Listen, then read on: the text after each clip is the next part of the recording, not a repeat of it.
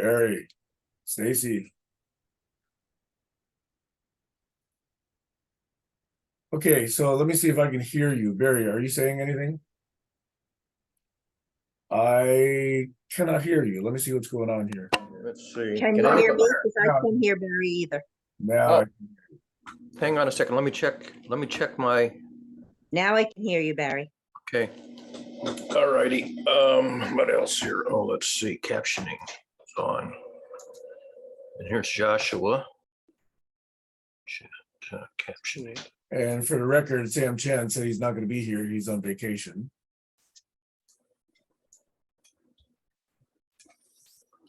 Correctamundo. Is my audio bad today? No, it's good. How's mine? Yours is fine. Okay. But anyway, I'm on a device that doesn't yet have a camera, so I might hook a camera up to it. But the other factor is I've been driving too much of the topic. I've been letting the continuity flow. So I'm going to revert back to the open forum for GCC Saturdays. So I'll be probably less moderating, less whatever it is So today. less like Jerry Mikulski or more like Jerry Mikulski? I don't know what that means. Oh, he moderates with a keen attention to every single word that's spoken. No, I'm not going to do that today. Why am I not surprised? Are you wearing different glasses, Stacey? You look different. Is it your hair? I have different glasses. It is the glasses. Okay. Yeah. And she's in a different location. Well, that's true also. Yeah. And the camera seems to be a better camera. I'm on my iPhone, so I won't be able to see anything that's written in the chat. That iPhone has a much better camera than the one you normally use, Stacey. Just FYI. I mean, it's not even an iPhone. What am I talking about? I'm on an Android. Yeah, these smartphones these days have pretty good cameras. I guess everybody wants us to sort of record for advertising purposes.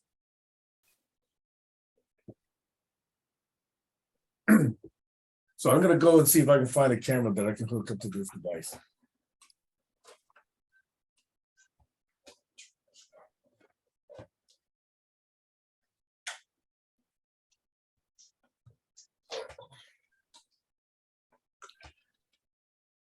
I'm using a different camera today. I'm using the Sun Plus camera that Sam sent me.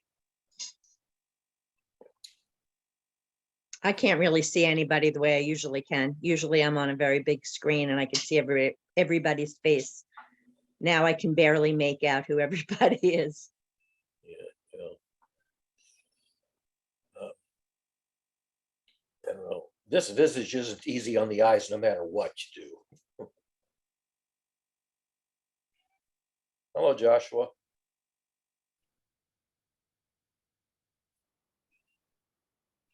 Hello. Hello.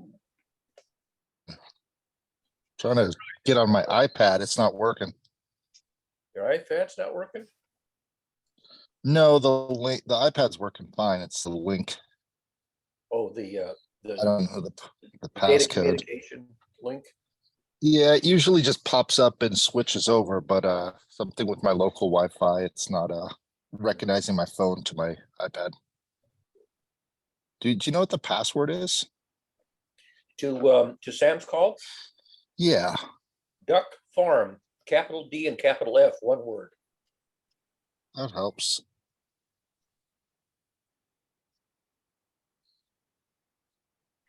Do you have the rest of the ID, or do you need it? It should be entering. Let me know. I just put it in.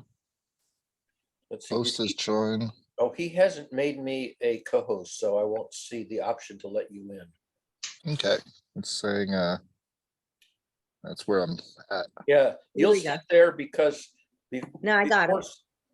Oh, you I have your co-host? Okay, good. I didn't realize you were co-host already.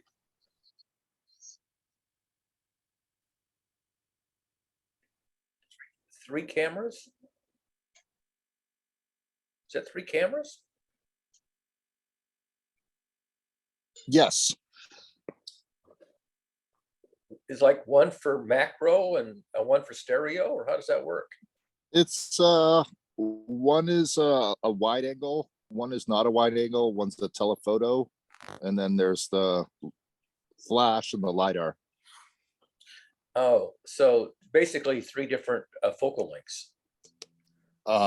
Yeah, I would imagine so. I guess that's what it is. Okay, but not stereo because they're too close together. For stereo. These two should be stereo. Even though they're that close together, they could still do stereo. I hope so. It's using all mean, 3. I mean, normally for stereo, you want the 2 cameras, you know, at least as far apart as human eyes, and if you make them even further apart, you can get even better depth of focus or depth of vision for stereo. Yeah. Yeah, yeah. 2 very close together doesn't give you much in the way of stereo.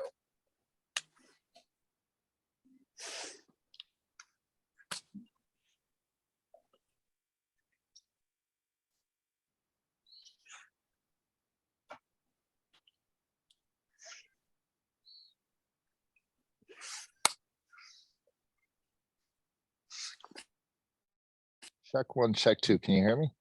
Yep. Mhm. Okay, great. You can see your nose and mouth. Yeah, I have too much on the table. I've got to move this stuff so I can. Let's see here. Yeah, it's a lot to come to these meetings on Saturdays for me. This time is the worst time for me. Yeah. It's And Sam Shan is on vacation with his family this weekend. yeah. And no, and pretty much the 4 of us are the only real regulars. Well, actually 5 of us, I guess, with Sam. Heiner comes on sporadically. Does anybody else come on sporadically besides Heiner? In the last few meetings, I haven't seen Dig VJ comes on sporadically. Yeah, he hasn't. Well, you know what? Did anybody He doesn't- pass along to him the new coordinates? Nope, not that I know of. He I don't doesn't think know he the new has them. coordinates. I didn't know. That link that you sent me on Messenger. That's how I was getting there. Yeah, and he's not on Messenger. Yeah, he And is. unless- He's in the group. He has the link. He does? Does he have the password? He's got the actual link that doesn't require the password. Did you ever give the link with the encoded password? Yeah, I've posted it in Messenger at least 3 or 4 times. I haven't It's gotten not it. on Facebook. Dig EVJ is not on Facebook at all. Nope. You got to send it to him by email. Maybe I'm thinking of the other individual, his friend. Oh, I don't remember that did he have a second person? Yeah, he was introduced by someone first, right? By Me. By Joshua. Joshua. Joshua had originally sent him email or Clubhouse or whatever. Maybe it was Clubhouse. But no, Dig EVJ is not on Facebook. So anything in Messenger, it's, you know, not within his radar screen. Okay. And Joshua only got it because he just happened to look on Facebook, which he doesn't often look on. Well, I only got it because you sent it to me on Messenger, on Facebook Messenger. Well, Messenger, actually, you don't actually have to be on Facebook. Messenger is really a separate. Actually, you do. It's not like you're on Facebook, but you have to be logged in for Messenger. Yeah. And in other words, you can't use Instagram without Facebook. You can't use Oculus without Facebook. Yeah, you have to have an account, but you don't have to be on the main Facebook website to get Messenger. Yeah, but you still have to link and log in with your device, Still which have to have sort of You identifies. still have to have a Meta account. Yeah, it's Yeah. it's the Yeah. same thing. In other words, even if you're not on Facebook, you're on Messenger, it's still linking to Yeah, your IP. yeah. People send me stuff on Instagram, which I can't get because I never authorized myself to use Instagram. So when I click on their links, I get, you have to establish an Instagram presence, which I never did. Is that background too busy? Maybe I should blur Oh, compare it to mine, buddy. it. And this new camera that Sam sent me is a wider angle, so you see more junk behind me and less of me. Well, we see more of your face as opposed to your left ear. Yeah, so if I switch it to the old camera, which is actually to my left a little bit. Let's see, where is it? Oops, I clicked the wrong button there. Come on, click the right button, buddy. Turn the camera on. So that camera is on the right monitor, middle monitor, left monitor, but I had switched the monitors around. So see, that camera doesn't have wide angle. And then the one that Sam sent me, which is this one. See, gives me a wider angle, but then you see more debris. And it does. This one, theoretically, I should be able to find an electronic zoom for it. I mean, if it were a genuine Logitech, I could download Logitune and do zoom and pan. This is equivalent to a Logitech, but it's not an actual Logitech. So the USB ID is a different company, and Logitune doesn't recognize it as a zoom pan and tilt candidate for Logitune. So I have to see if I can find a generic version of Logitune zoom pan and tilt that will work with this guy. I haven't bothered to look for that. Anyway, anybody want to do check-ins? We're probably a little bit too techie geeky on that one. Yeah, I apologize for that. You can always tell me to shut the fuck up.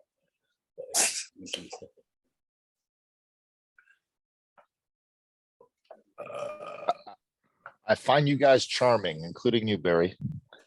all of you guys. So Yes, but are we awesome? I didn't say that. I said charming. Right. I think You know the famous line from the play Into the Woods, where Prince Charming, he's the prince for, I think it's either Cinderella or I don't remember. But anyhow, he has a dalliance, and his betrothed confronts him with it, and he retorts, "I was raised to be charming, not sincere." it's a good line. It's a great line. I have a feeling inside of my soul, and correct me if I'm wrong, Sam, did you have a check-in that you'd like to do? Actually, today, not really. I didn't have anything prepared in mind. Okay. Is there something living inside of you, or? I just generally ask for check-ins because sometimes people have something, as you say, here that they want to get out. Stacey or Barry? You guys? Yeah, no, I mean, any check-in for me would be so bloody geeky that your eyes would glaze over. Well, my question inside, it's not a check-in about me, but I had a question for everybody here, is what is that thing that's inside of your brain that you're trying to learn, that you want to figure out that you can't, and maybe we could all help each other figure it out together? Yeah, your frontier. You have solid knowledge, which is good and solid and correct. And then you have something that's so far beyond your scope of on your radar screen that you haven't a clue. And then there's this interface, this fuzzy boundary. You have partial knowledge, incomplete knowledge, and some misconceptions mixed in. And it's at your frontier where your emotions sort of peak. Your fascination, your intrigue, your confusion, your frustration, because it's right where your brain wants to do the work there. It's the frontier of your jigsaw puzzle. And the frontier is ragged. And one of the things that emotions do is it helps you recognize when you're at the frontier. Interior, you're bored to tears, been there, done that, got the t-shirt. Outside of that, you go, this is so far over my head, I haven't a clue what you guys are talking about. And right at the frontier, you perk up. And for me, the way to find the frontier for somebody who can't simply declare it is to use the Socratic method. You can walk a person to their frontier by asking questions that start at the interior that they can answer. And then you keep asking ever more subtle questions until you get to the point where they start hemming and hawing and confabulating and, waving their arms. And then, we've arrived at the frontier. and then you can figure out, do you want to work on that? They have to say yes. If they don't say yes, it's futile to try to work on it with somebody. I think Sam has his hand up. Oh, he does. Yes, I see that. Well, I am very open to what everybody wants to address per Josh's question. At the very tail end, at the bottom of the list, if you guys can't think of anything else, I have something very personal and potentially therapeutic that I could put on the table. I'll just say, Sam, that in terms of the things that I value, you know, the word apotheosis means identifying your most highest level value. For me, learning is a high value in terms of just a secular activity. So the apotheosis of learning means that if I organize a community, if I call a gathering, I'm more likely than not to call the gathering of a learning community. And in a learning community, everybody's there because they have something they want to learn, or they want to help other people learn, and they're willing to disclose their frontiers, and they're willing to listen to other people divulge their frontiers and engage at each other's respective frontiers. That's the kind of community that I, am most looking forward to. And ones that are coffee clutch and they just talk about random, bullshit, I tend to zone out. And if it's way over my head, obviously I lost. I'm bewildered and lost. So my idea of an ideal community is a learning community. Everybody buys into, we're here to learn and help each other learn. And what did I say? I'm complete. So in answer to Josh's question, I think what's the question that's going on for me is, how much of myself am I willing to subdue in order to fit in with a larger community?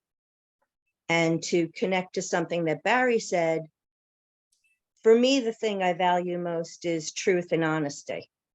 And so if I'm holding myself back from being truthful and honest, that's where I have a conflict. And so that's what I'm sitting with now. There was a TV series called, I think it was a TV series called Curb Your Enthusiasm. Does it ring a bell? Yes. Yep. And Curb Your Enthusiasm is interesting because if you're overly enthusiastic and you sort of dominate the energy at where your enthusiasm is optimized, that can often turn off a lot of people who say, well, there that person goes again, with their pet peeve or whatever it is, or pet issue. And people say, it's going to be all that person all the time at high energy. So Curb Your Enthusiasm is a regulatory process to not overwhelm people with more than they can process in any one sitting. Well, the other side of that is the more somebody holds something in, the more the pressure builds. Yep. So that when it finally comes out, it explodes. Yep. One of the difficulties, Barry, that I have with you is that you don't allow enough space between when somebody speaks and you jump in. Yep, that's my listening disability kicking in. And I have been saying for decades, I have a listening disability, and people never hear me say that, or they don't. So my Actually, we hear it quite often. We hear What? it. So my suggestion would be, when someone stops speaking, maybe internally count to 5 before you jump in. Yeah, I've heard that routine. That was 0. Say what? That was a 0. Yeah. You didn't count to 5. It used to be that I would wait till the end of the session to say anything at all. And by the time I say anything at all, there are like 2 people who haven't already disconnected from the session and left the room. And so what I have to say ends up being said mainly to the host, who has to still be there, and maybe 1 or 2 other people. So if I do that, I hardly ever contribute at all in a session. And there's many groups that are like that I just never pipe up. Sam? That sounds extreme. It doesn't have to be that way. So it's not either or. And I think most people would actually find that there's a way for them to actually get on topic without waiting until the very last end of the meeting. So I'm just asking you to sort of take a look at that binary representation of what you just said. Yeah, it's particular groups. Okay, that was a 0 also. Yeah, it is. It's gonna probably take me for the rest of my life to learn to wait. We have time. Well, you got Wasn't time, one. I don't. But yeah, there's a group that is called Science and Theology, I think it's called. Actually, it's called GC Science. It's a bunch of scientists who also belong to a non-denominational Christian church in Lexington. And they meet once a month to talk about the interface between science and theology. And I hardly ever contribute because people tend to, I won't say preach is the wrong word, but they'll pontificate at length. And I can also pontificate at length, but then I basically lost my audience. So in that group, I basically just attend silently until the very end. And then I'll say what, then the host, when I'm the last one who hasn't disconnected, the host will say, Barry, you never said anything. What do you think? And then I'll give him my whole pontification, which then basically has an audience of one. And I don't know if it goes in one ear and out the other, but it never recurs because I'm into theomathy, not theology. The math of the cosmos, not the word of the cosmological supreme authority. Somebody raised their hand. Who was it? Sam. Barry. It's for that purpose that I actually do find it useful to record these sessions.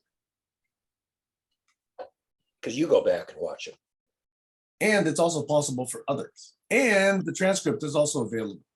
So it's not just for whoever's left in those last 2 minutes. It's whoever was there that wants to come back, whoever viewed it afterwards that is hearing you, non-real time. Those are all ways that you can still influence people without seeing them react to you.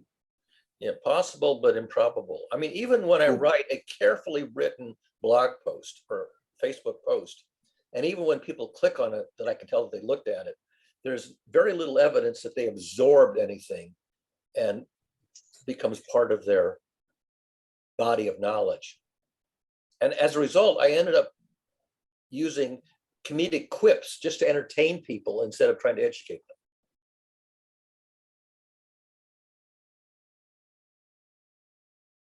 Well, if it's entertaining them, then chances are they already understood what you said, or they wouldn't find it funny. Yeah, but there's no real increment of education in it. I amused them, but I didn't edutain them. I only entertain them, not edutain them. I haven't solved that problem. That's a fundamental problem as a science educator. I haven't solved that problem. Sam? Do you really know that? I don't think you can really know that. I have evidence. I have tons and tons of evidence. Oh, wait. You have evidence if you're speaking to a large group that most of them may not have gotten it. But you don't necessarily have the evidence that maybe one or two really did get it. So there's a whole spectrum of possible responses there. So to only pitch it one way to say, oh, nobody got it, is, in my view, too extreme. There's a high likelihood that, somebody actually did get it, and the rest of the group is just on to other things. Over. The reason I have evidence. That was a 0. I know. The reason that I have evidence is mainly because of a group called Toastmasters, which meets in person and hybrid meetings on Zoom. And I'm the technology maven who makes the technology work so that the people in the room can communicate with the people who are remote and vice versa. And so mainly I'm there not to participate in Toastmasters, the main curriculum, but to make the technology work. And there's lots of glitches that happen all the time. And after a glitch, I will carefully explain the symptom, the diagnosis, and the remedy of the glitch so it doesn't happen again. And I have tons and tons of evidence that a week later, the same glitch recurs because people didn't get the information to prevent the glitch from happening again. It happens again and again and again, week after week for a year. Tons of evidence that if I carefully explain what needs to be learned so we don't have these glitches, nothing takes. I think that has to do with their lack of motivation to learn, because they don't really care why the glitches are happening because you're there to fix it. It's worse than that. I mean, people remotely forget to unmute. And every week, a person is called on for their turn, and then we spend probably 30 seconds coaching them to unmute. That's right. That's And funny. we've been doing remote since COVID. 3 years we've been doing Zoom meetings and getting people to unmute when it's their turn to talk. That's the simplest thing there is, and we can't get them to learn to do that.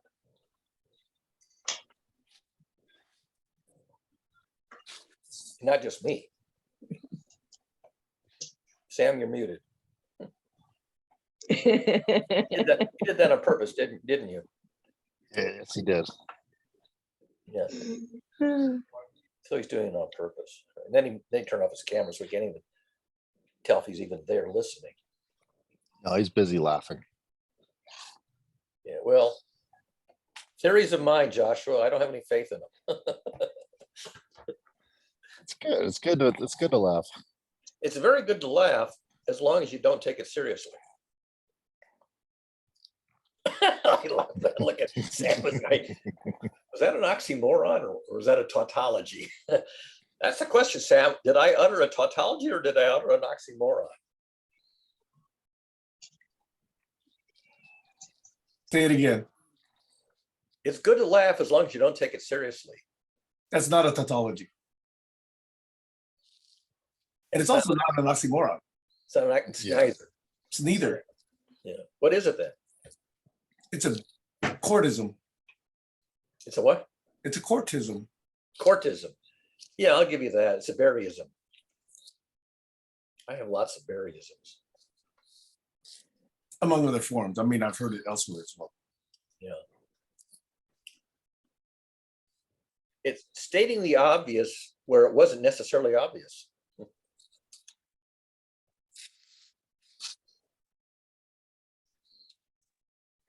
It's not that obvious.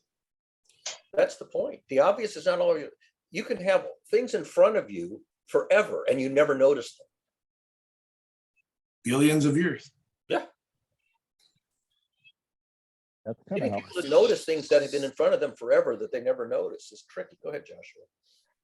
Oh, I was just saying that's how I feel about everything. Is it's so obvious, and yet we want to make all these models to try to figure it out and explain it instead of just letting it be. Yeah. Well, I could tell anecdote after I could bore you to tears telling anecdote after anecdote. For example, in the Toastmasters hybrid meetings where I've got face-to-face and people remote, every week there's something that should be obvious, which people aren't realizing, and they're doing the wrong thing without appreciating that it's the wrong thing or why it's the wrong thing. And then whenever you explain it, it doesn't take. Well, ever since I heard you talk about Toastmasters, it just sounds annoying.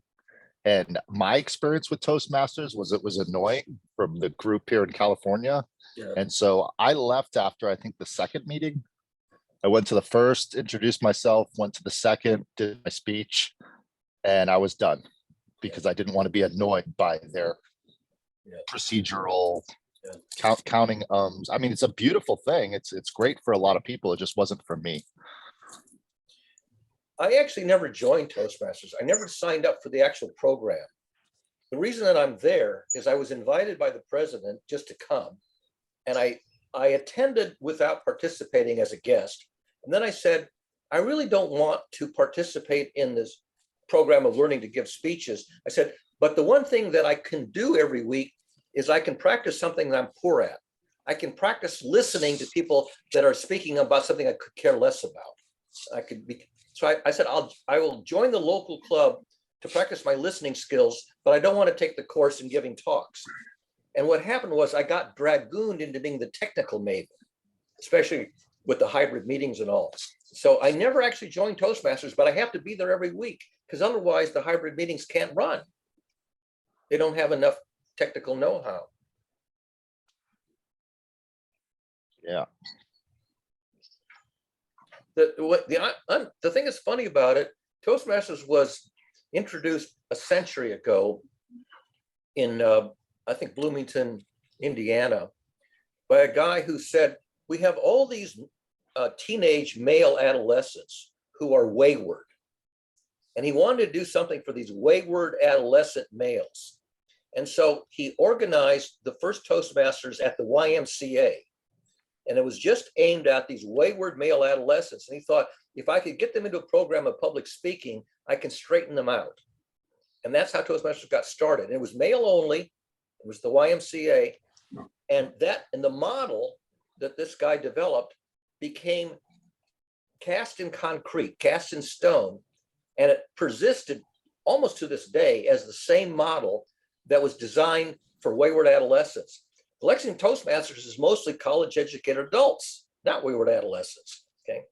And they didn't allow women in at all because the way it was designed, it was only for males.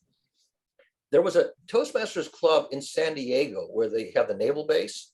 And on the naval base, there was a bunch of naval personnel who organized a local Toastmasters club. And the wife of one of the naval officers wanted to join. So she put in an application and used her real name. Her first name was Helen. And they came back, we don't allow women in. So then she registered with only an initial for her first name. So they wouldn't know that she was a female. And they approved her admission, and she participated against the rules in the San Diego Naval Base thing. And she even became president of that local club. And eventually Toastmasters International caught wind of the fact that the naval base had this female member who was a president of the local club, and that was against the rules. There was a big to-do about it. And in 1975, Toastmasters International changed the rules to allow women in. And eventually this person became not only the president of the local club, she became president of Toastmasters International. But it took 50 years and breaking the friggin' rules and sneaking her in by using her initial to get Toastmasters to increment their model by one notch. And they're still way behind the frontier where they really need to be for today's clientele. That's why I didn't join. I said that this is a pediatric model. It's an infantile model. I've heard you tell that story, not to this detail and to this length, but I've heard you tell that story, and it just exemplifies my point that it's an antiquated club. That's my opinion. I find it quite antiquated. And here's the other thing. A club only needs to have 12 meetings a year to be in good standing. And the one in Lexington meets every week. And I keep telling them, you only have to have 12 meetings a week that conform to the TMI, the international formula. The other 48 weeks of the year, we can do anything we want. And they still stick to that 100-year-old pediatric model. I can't get them to say at least a few times, at least once a month, do something that's more relevant to our demographic. Nope, they're locked in. I think the question that I would have, because I think that it started out, listening to you explain how it started out and who it was meant to empower, I think that was a really good idea. So my question is, what happened? How did it change from being there to help wayward boys to becoming college educated and affluential people? That's what I want to know, where that imbalance occurred, because to me that's key. It never changed. Once you had clubs that were adult people with college educations, the TMI educational model stuck, didn't change. Now the local clubs could depart from it, but they better not tell TMI that they departed from the TMI model. That's not my question. My question is, if it was first started to help young men that were not on track, let's say, Right. How did that change? Who were the first participants and how did that change? Josh? My guess would be that the kids grew up. What was the mechanism whereby new people were exposed to this opportunity? Well, I'll tell you but how my I got point, recruited. Oh, go ahead, Josh. Yeah. Oh, I was saying if you were a child and it started, that's the beginning of the club, and then the children grow up, now they're inviting friends that their peers, they're no longer children. So it's a lot of adults inviting adults as opposed to let's go back and only help other children. That's my guess, is that that's what happened. That's why the model change is not because they didn't still help children, but most of the people that went through the procedures over time, much like any club, like our group here. Well, no, because if they started with, let's say, boys that were getting into trouble, I assume the friends of those boys were also getting into trouble. I really don't see the mechanism for how, like, a kid that's in trouble all the time is bringing in this preppy, perfect college ready. That's my point. They grew up and they went to college and they became preppy, and then do you see what I'm saying? They evolved. Yeah, but did they not reach in to their own beginnings? Like what I see happening, and this is what I see in some of the circles here, when not so much GCC, but other conversational communities that I'm in, when there are opportunities and those opportunities are announced, those opportunities are then told to the family members of the people already in this elite class. What's the mechanism to go somewhere else? I mean, I tried to do that a few weeks ago. I had met a family, very deserving family. Sam Chen was going to pay the woman's hourly wage, and Barry was going to meet with her and train her on software.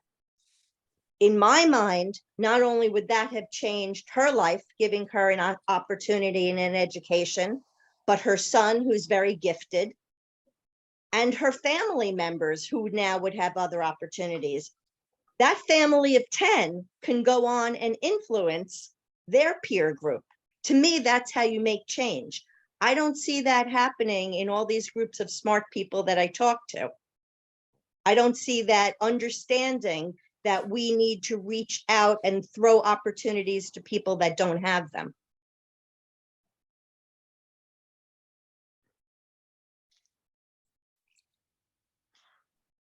There's a difference between being an evangelist, going out and trying to recruit clients, and being available to people who come to you voluntarily. I'm available for people who come to me voluntarily. I'm not available to go out and be an evangelist to people who don't even know I exist. What did that? Nobody was asking you to do that. I thought I was being asked to do that. No, this woman very much wanted to learn how to use AI. It appeared to me that you enjoy teaching how to use AI. And so I was trying to set the two of you up. But Yeah, you were kind of upset that I didn't want to learn how to use it, which I don't. Exactly. I will teach you if you want to teach them. If you don't want to But I teach don't. them, I know. That's why I don't want somebody to be a broker who's recruiting people to come to me that I didn't invite. I don't want that. I don't want a broker. So I you want to teach only people want who to want to help. master it themselves and then spread. See, the snowballing means anybody who comes to me and learns it, then turns around and makes themselves available to others. You didn't want that, Stacey. You didn't want to become the expert who then turned around and spread to the next person. No, because I wanted to match somebody who had that desire, but didn't have the opportunity to get to know you in any other way. I wanted to offer her that opportunity. Why it matters to you, which one of us you're teaching, I'm not really sure, but that's not for me to figure out. But then explain to me why she didn't show up for that meeting that you scheduled? I'm not going to say it online, but she had a personal thing came up. She profusely apologized. And then the following week she was going into surgery. So I told her, just wait, it's okay. Something happened. Sometimes things happen. Yeah. So Josh and Sam both have their hands up. I think Sam had his hand up first. If you want to speak first, Sam. I was going to try and answer Stacey's question, which is that many of these conversation forums that I participate in, there is sometimes implied, sometimes explicit, but mostly implied that whatever you're learning here, you spread elsewhere. Okay, there's no need to explicitly say, oh, bring them here or get them in contact directly or whatever. Okay. So there's almost implicit assumption that the people who care, who want to come here to learn whatever they're learning, they have other, 166 other hours in a week, 164 hours in a week, where they're engaging in other forums of meeting other people. So there's a lot of this going on that may not be explicitly brought back and said, oh, by the way, Stacey, I talked to so-and-so over here, and I talked to 5 people over there, and I talked to 3 people over there. There's not that necessary form of feedback, but a lot of it is happening, especially since, Jerry group, Jerry has that effect as well. It happens in GCC, it happens in Knowledge Federation, it happens in Program for the Future, it happens in Serious Conversations, it happens in co-sense making, blah, blah, blah. So anyway, there is a lot of it going on, even if it's not explicitly called out. Over. Joshua, can I just jump in for a minute before I lose this point? Sam, Please. you're leaving out what I think a lot of people leave out, which is how real relationships develop. And coming onto a call or connecting to somebody on Facebook, that's not a real relationship. Talking to them, learning about who they are, that's a real relationship. You can raise your eyebrows, but I wonder how many people that you know only from Zoom would actually be there if you needed help. I unfortunately think it's a lot less than you might imagine. I actually know a few. In fact, I know several, and I don't think I dupe myself into counting on people in an untoward manner. So I actually take exception to that remark. I don't know what you're taking exception to. All I'm saying is that I'm looking to help foster real relationships and real friendships, not just what can I get from you? What can you give to me? That's all I'm saying. So to just, come to a space, if I introduce somebody to somebody else, it's somebody that I actually really care about. It's somebody that I know about. I understand them. It's not just somebody that on a piece of paper had a resume that says, oh, I can get something from this person. Boy, I hear at least 3 or 4, maybe more assumptions in that last set of utterances. It's a lot to unpack. Okay, well, those are my assumptions based on my experiences. Right. Can you Almost recite the all of which assumptions? I have some disagreement with. Can you recite the assumptions? Because I don't know what they are. Number 1, these aren't real relationships. That's the implication. Well, what what do you mean by these? Yeah, the ones I'm here talking today. The online engagements that we seem to be having. So you think yeah, I would, I'll stand by that. 90% of them are not real relationships. For some people, like for me, they are definitely real. I don't spend time with people that I don't genuinely care about. But I would say for 90% of the people, their online relationships they're very, take it or leave it. Their world is not changing if they don't, see these people again. Okay, I can see how that's your point, but like I say, I still disagree with that. If I'm spending 2 hours with someone, whether it's in real life or whether it's online, I'm actually spending 2 hours with that person. Now, yes, true, I'm not hugging them, I'm not sharing food with them, I'm not doing a lot, but I am doing a lot of other things. So that's why I sort of say, yeah, I can see your position, but I have a different one on that. So Josh has had his hand up for a while, so sorry about No, that, it's all Josh. good. No.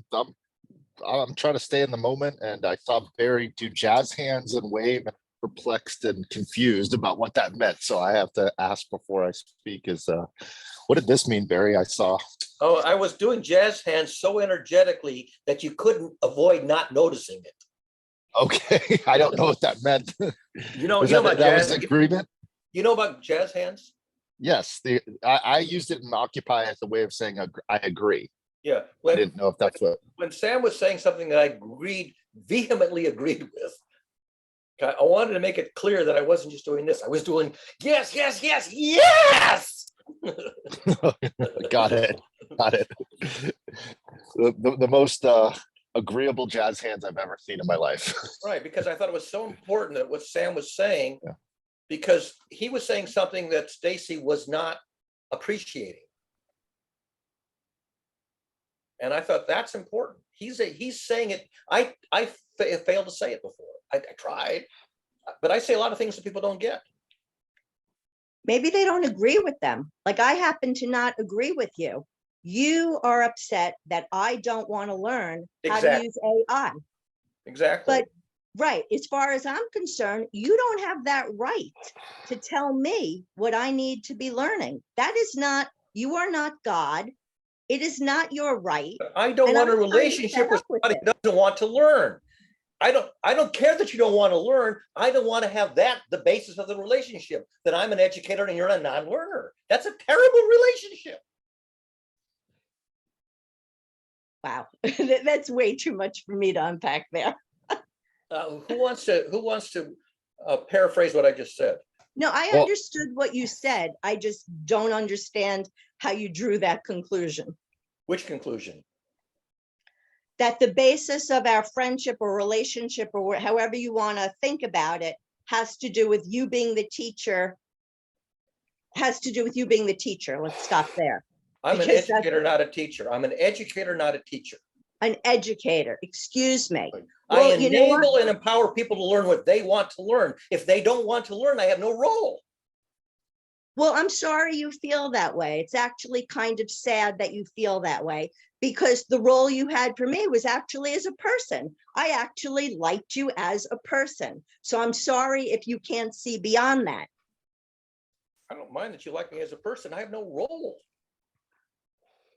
It's a relationship for which I have no role. I mean, I could just give you a picture of me and you can like the picture. I want to have a role where I'm contributing something that's desired by the other party. If what I have to offer isn't desired by the other party, then there's no basis for a relationship. But you only want it your way. So, for example, I knew somebody that had a need and a real motivation and would have really benefited by having you as an educator. On the other hand, I understand that you feel value as an educator, but you weren't happy with me making that connection. It Yes, had that's to be correct. your- That is, I that is correct. was not happy. I was extremely unhappy, extremely Okay, unhappy. That's your issue. That's But your issue. it affects our relationship. It Well, yeah, especially when you start yelling at me like a crazy person, it does affect our relationship. Yes, it exactly. does. I want you to understand why the relationship went sour when I realized that you weren't there to be a learner of what I have to offer. I don't want that kind of relationship. That means I have no role. I'm going to have to leave that to somebody else because I just don't have the strength. I'm sorry you feel that way. I'm sorry you feel that way. It's the apotheosis of the value system. My value is I want to be in a learning community where everybody's there to learn. And if they're not there to learn, then what the hell am I doing there? You mean you want to be in a learning community where everybody's there to learn from you? No, everybody's there to learn with and from each other. Listen, I want to be in a learning community where everybody wants to be there voluntarily because they want to learn with and from each other. If they don't want to learn with and from each other, what are they doing in a fucking learning community? Barry, if you don't think that I learn, then you have no friggin' clue who I am. Then why are we having one-on-one relationships where I'm there to be an educator and you're there not to learn? That was a one-on-one call. Maybe I'm learning something different. Maybe you can't Tell know me what you're learning then. I don't know what you're learning. If I knew what you were learning, I could maybe facilitate your learning. If I don't know what you're learning, I don't know how to have a relationship. Go ahead, Yes, Sam. Sam, jump in because I've had it with this. I'm really have no patience. Well, I ran out of patience that time too. Well, I know you made that very clear to me. Sam, go ahead, Sam. We take 15, 20 seconds and I'm not going to interpret either of you for each other. I'm just going to say, maybe we'll let you guys sort of see if things can settle in first.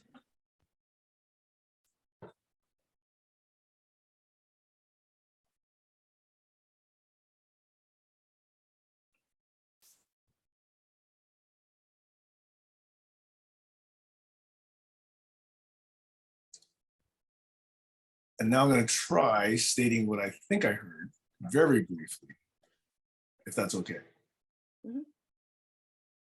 So I'm hearing Barry say he feels he has no role if someone's not there to learn. Which I think Stacey hears an implication, which I also hear, that Barry wants to be an educator in that community. And if Barry can't find himself in an educator role, he doesn't know how to be in that community. Bingo. And I hear Stacey saying, why do you have to have that role in a community? Why can't you just be a person? No, I'm not saying that. I'm saying I hear that, and I've tried to set up a situation where you can have what you need. It's just I'm not the student in this case. Okay, all right. Thank you for that clarification. So I'm hearing them, Barry, say, because he wants to be so much in a learning community, he's, I guess, tilts his head at someone who says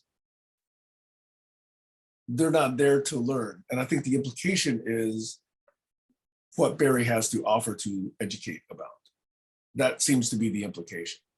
Now, if you're there to learn things about the way people interact, or the way energy flows, or the way people interrupt each other, and that's not specifically some of the technical stuff that Barry's there to educate others about, there seems to be this talking at cross purposes.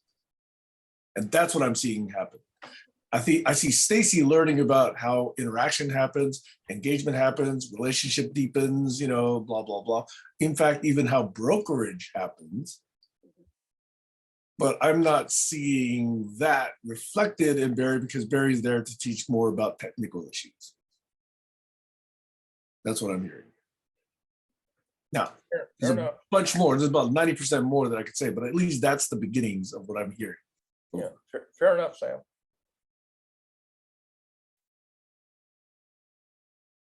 Which, if I may, is a little unfortunate because Barry's not seeing that Stacey's there to learn what she wants to learn.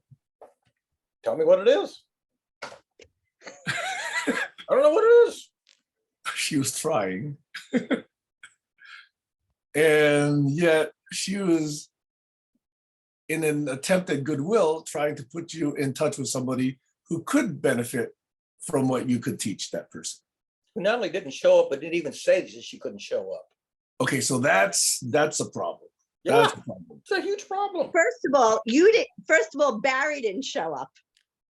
Barry wound up getting distracted and didn't show up. And second of all, the woman did apologize after something came up in her family, and she did apologize. After So neither of you showed up at the appointed hour? I was Correct. late by what, 20 minutes or something? More like a half hour, but Yeah, I showed up. I was involved in some technical thing, trying to get my technology working here. I think it was the item that Sam gave me. I'm not sure now, but I lost track of the time because I was engaged in some technical thing. I realized I hadn't set an alarm, so I did connect, and the woman wasn't there. 30 minutes later, the woman wasn't there. So And she hadn't told Stacey that she was unavailable to cancel the appointment. So I had reserved the time, even though I ended up being late. oh, you know, what a crock of shit. So if she had been there and we had both been waiting for you for 30 minutes, Then I would apologize. There's nothing to okay, well, apologize. she apologized too. Yeah, After the fact, she didn't tell you in advance that she wasn't going to be able. and you didn't tell me. You didn't tell me in advance either, Barry. She didn't. She knew that she wasn't going to be there on time. No, she didn't know. When did she find out that she couldn't You be know there? what? I could have stayed married for these kind of conversations. Am I a stand-in for your ex? No, I'd be gone already. I'd be gone already. Oh. I have another story to tell you. wait, Right, Sam. Oh, I see Josh has his hand up. I can't see it because it's the same color as the background. but I think it's too soon to change the subject. Well, it's not really changing the subject, just an anecdote about where I'm coming from on this. Well, the facts that I'm hearing are neither of you showed up on time. That's correct.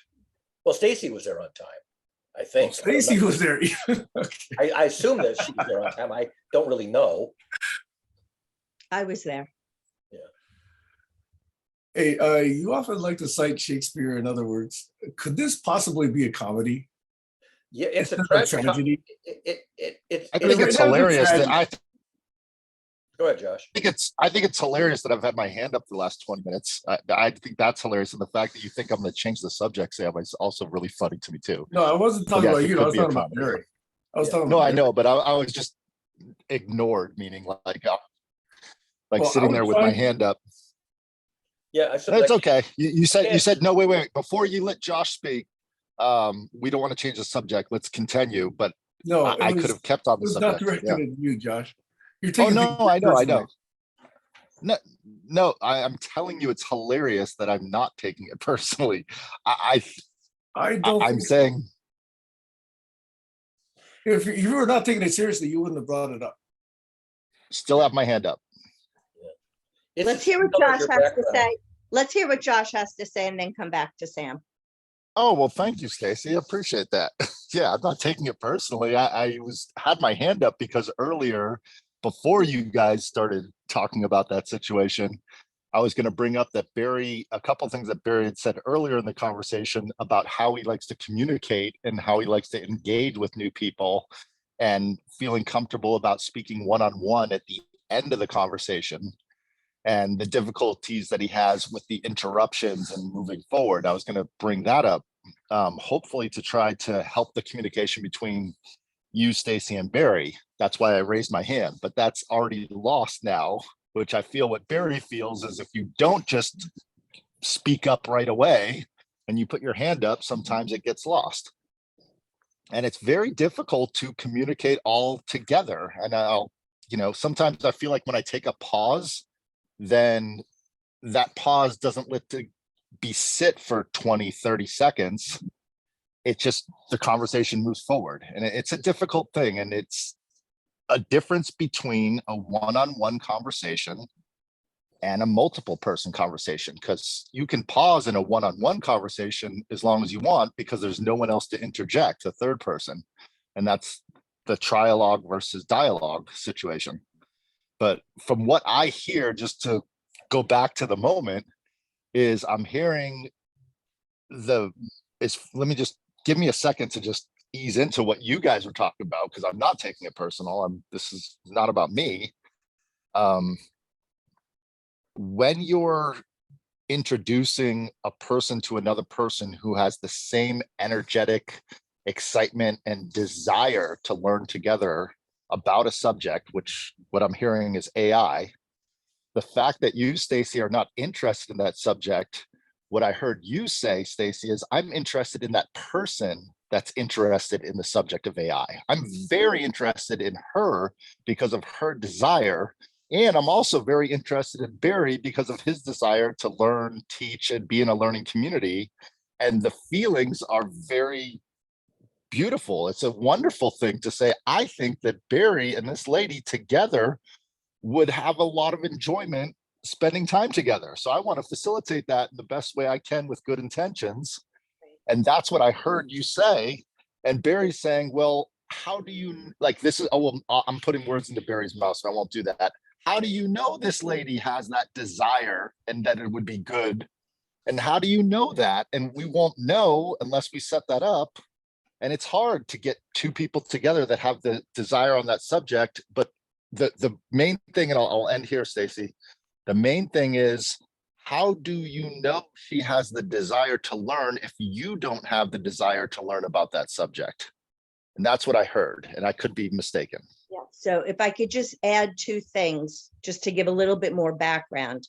She has a son that also has a desire, and this son shared a painting with me.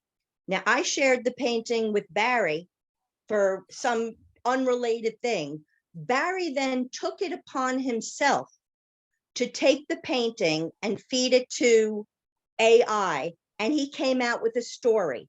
The fact that he did that on his own without me asking gave me the information that this was an activity he enjoyed doing, because I didn't ask him to do it. He did it on his own. So I assumed, okay, my assumption is correct. Barry likes doing this kind of work. So now I have a mother and a son who are both interested in knowing more about AI. The fact that they already have that relationship and that they are a family and that this would give them an opportunity to strengthen their bond while meeting Barry. I was still going to be there. So now it's the four of us strengthening relationships. I'm more interested in relationships with which Barry has said he doesn't always understand as much about. And so for that reason, I don't really feel like explaining these things to him because he already told me he doesn't understand them. So why do I want to do that? That's frustrating for me. So that's the first part of what I wanted to say. The other thing that I want to just explain so that just to give a little bit of understanding about why I might seem so animated at this moment, because I've really been holding it in a little bit because about a week ago or 10 days ago, Barry very uncharacteristically had this tantrum where he was yelling and flailing his arms at me out of left field. I was like, you know, I maintained composure, but it was really shocking that out of nowhere, he just started cursing at me. Now, he did immediately apologize. He apologized through email. He apologized through text. My answer to him was basically, that's okay. I love you anyway. I will see you on Saturday. And then I saw him on the Saturday call and acted like everything was fine. 3 days later, when I'm on vacation, after I've posted pictures of where I'm at, I get this voicemail telling me that we're all worried about you. Like, what are you talking about? Like, these things don't make sense to me and they make me really uncomfortable. So that's where I'm coming from.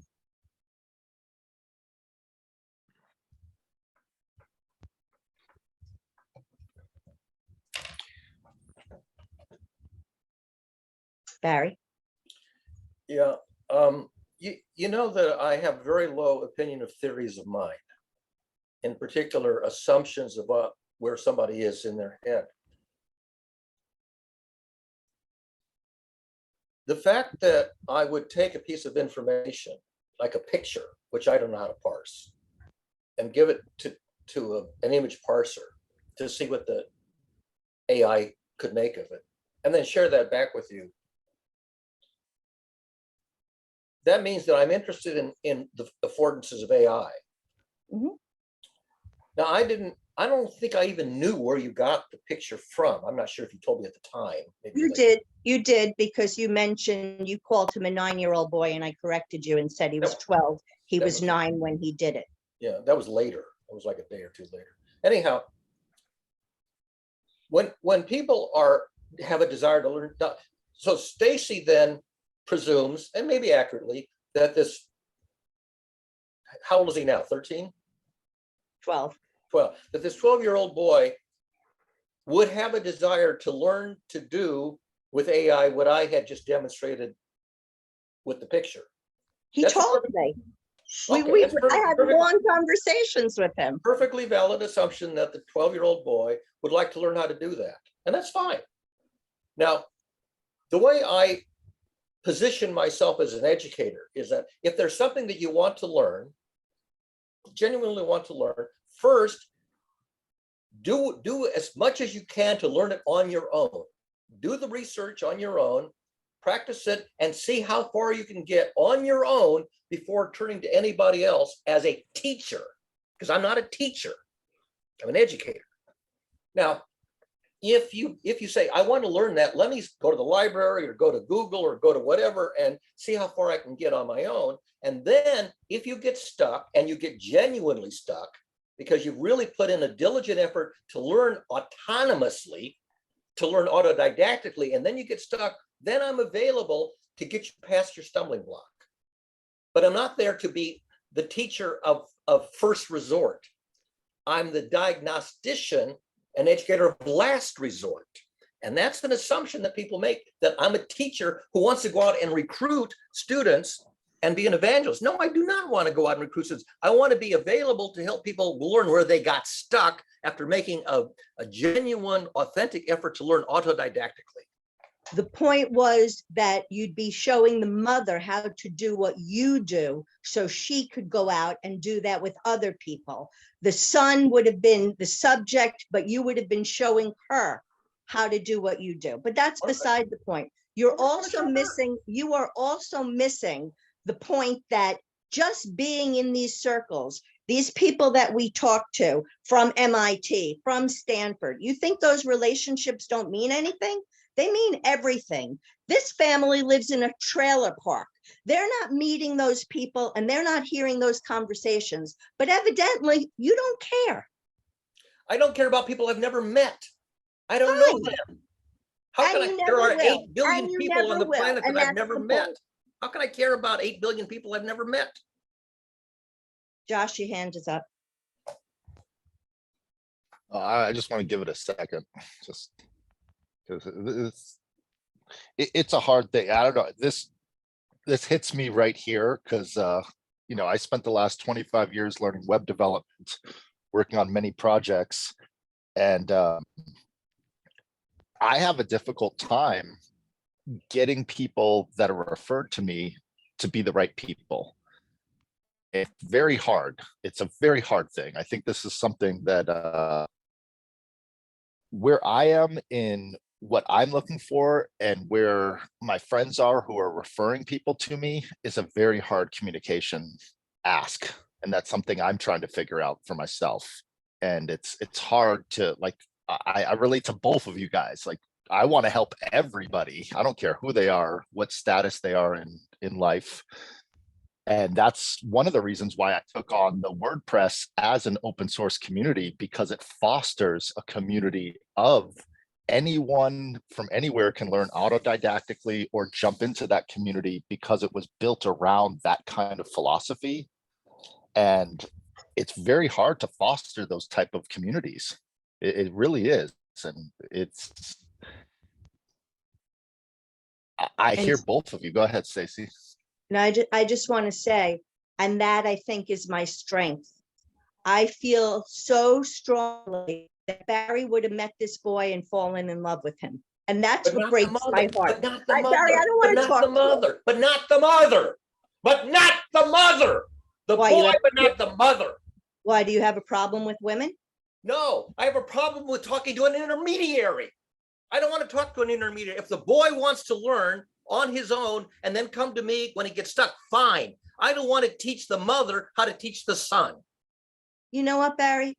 I don't want you to do anything. It's not an issue. What I'm just explaining to Josh is that, in my opinion, something that I think I'm good at, which is putting people together and placing personalities, the four of us could have had an enjoyable time for that 1 hour, which was the big ask was that 1 hour. So that was just my opinion. It doesn't matter. It's over. But Josh, to your point, yes, I agree. It's really difficult to find that right combination. And I really felt like this was the right combination for so many reasons. So thank you. Go ahead, Barry. The place where I got upset, Stacey, was when, after the mother didn't show up, it was just the two of us, you proposed to bring another person who I'd never met, some guy in some country on the other side of the planet. And not only did you want to bring another guy as a client, you wanted to line me up for a week after week after week series of multiple hours a week with people that you were going to broker. And I'm going, wait a second. I was talking about having one conversation with one person one time, and now suddenly Stacey wants to bring in clients and have multiple sessions. No. That's what you told me, week after week after week. And that's when I blew up. That's when I No. blew up. No, Barry, and I have the text. That's not what happened. And we can go back and look at the conversation. That is not what You didn't happened. record it, Stacey. We were texting on Messenger. But In the video, that's when I blew up. If that's what you thought, you misunderstood. The That's two what are I- not even related. I was telling you about something else. It's not even related. You asked me if I could make myself available for an hour a week, twice a week for the indefinite future. You know what? That's when I blew up. Okay, whatever. Could I make myself available week after week for clients that you were going to bring to me week after week, There twice were a no week? clients. There were no clients. It was this mother and her son. No. After that was not the subject anymore. That was over and done with for the first 10 minutes. And then we went on to something else. So you wanted me to become available for 2 hours a week, week after week for other misunderstood. clients. Like you You mentioned some guy that, misunderstood. You misunderstood. that's what I heard you say. Well, you Unfortunately, it's misunderstood. not recorded. Well, like you said, you have a problem listening. I'm telling you, you misunderstood. You misunderstood. I don't believe you. You I know what? disbelieve you. I disbelieve you. That is fine. You can disbelieve me. The I way disbelieve you you. responded to me was unacceptable. I You agree it was unacceptable, but I needed you to know that I was not accepting it. Well, I'm not accepting what you have to say, All right, then Sam. let's break off our relationship. You We're got not it. communicating. We're not You communicating. got it. You got it. Sam? You're muted. I was hoping we could stop this before Barry said that very last thing. I was too late. Well, Barry's not as good a learner as he thinks he is, because he keeps alienating people repeatedly. And I'm a pretty hard person to alienate. I'm putting the timeout signal up.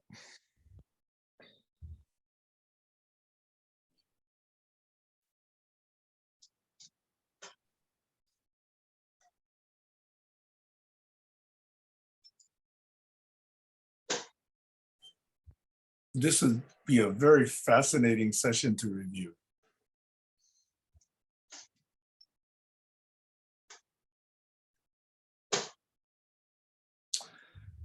I'm hearing that both of you had good intentions. It's unfortunate that the miscommunication causes both of you to kind of be so animated and think badly of each other. If this is the first time it happened, it's reparable. If it's a pattern, then it's probably deeper. So I don't know whether it's the first or whether it's part of a recurring sequence. And I probably don't need to know. But this is what I think we can be here to learn about.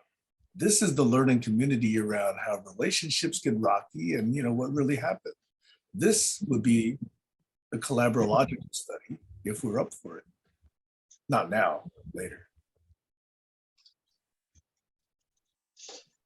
So weeks from now or months from now, if you guys would like, this would be a very good session to review together.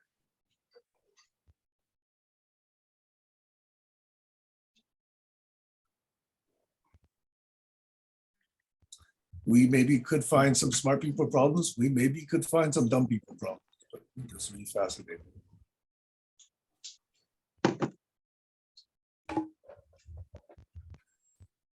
Over.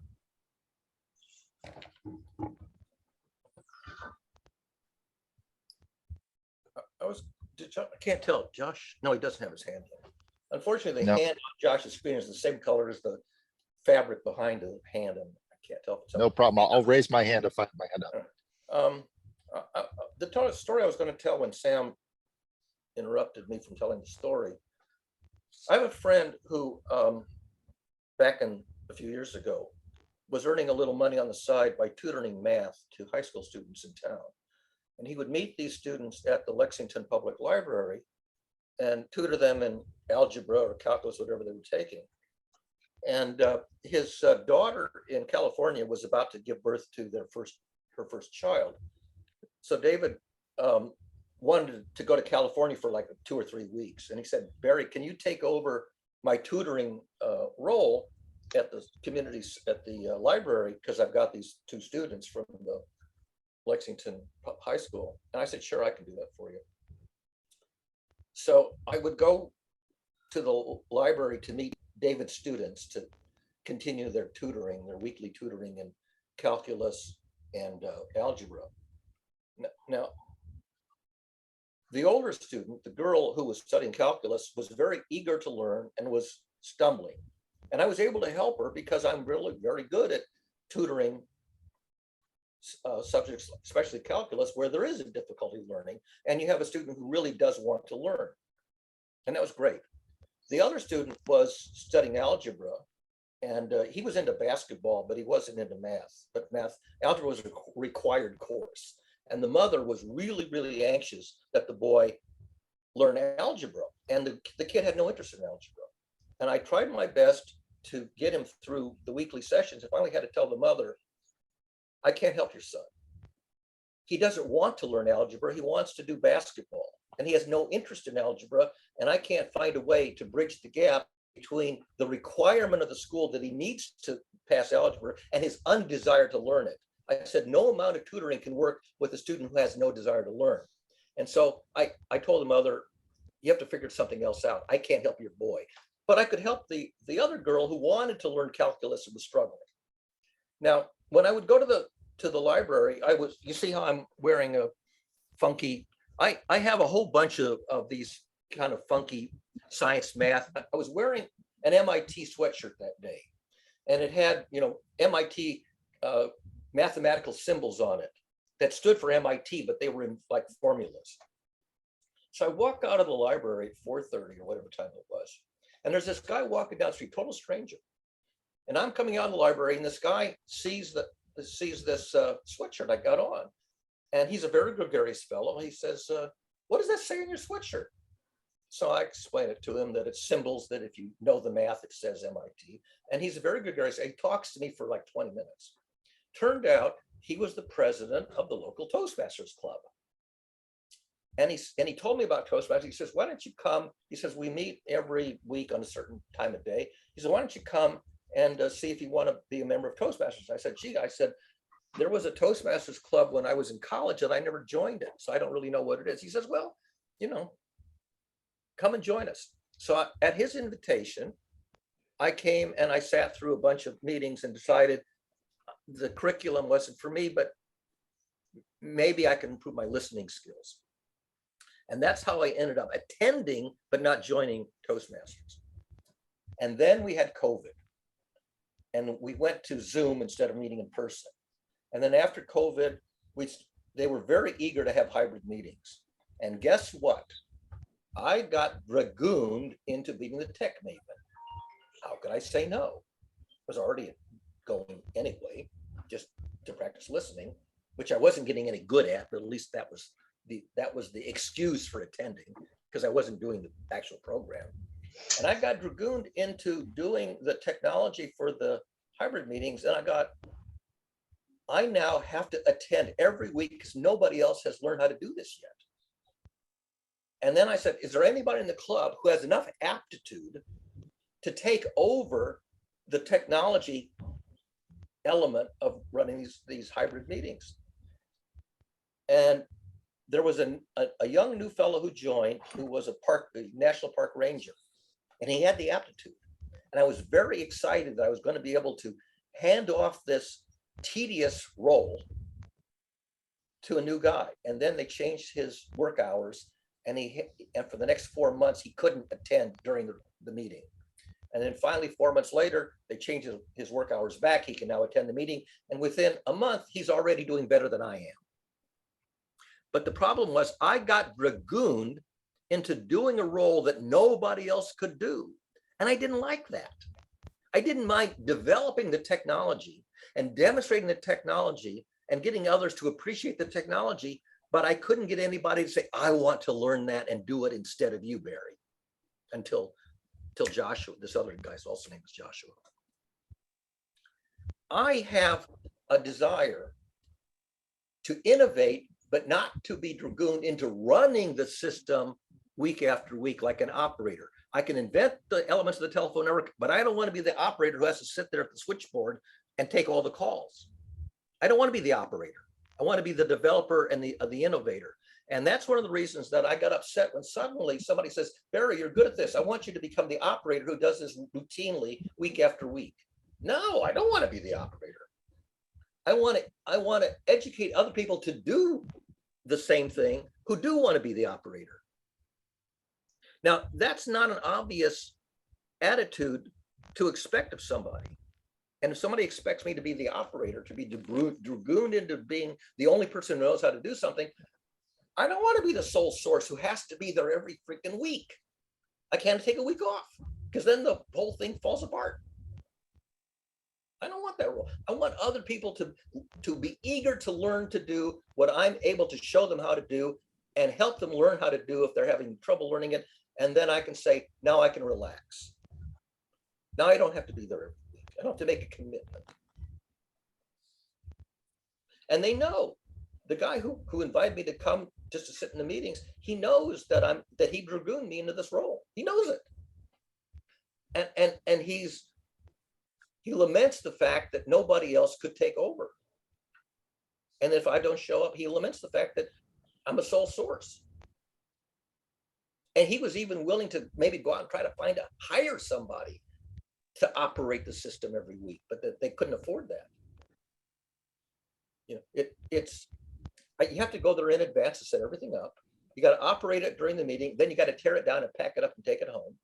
So instead of a 1 hour meeting, it's 3.5 hours once a week. And I cannot attend Jerry McCoskey's Thursday call because I'm now tied up in this dragooned role in Toastmasters every Thursday.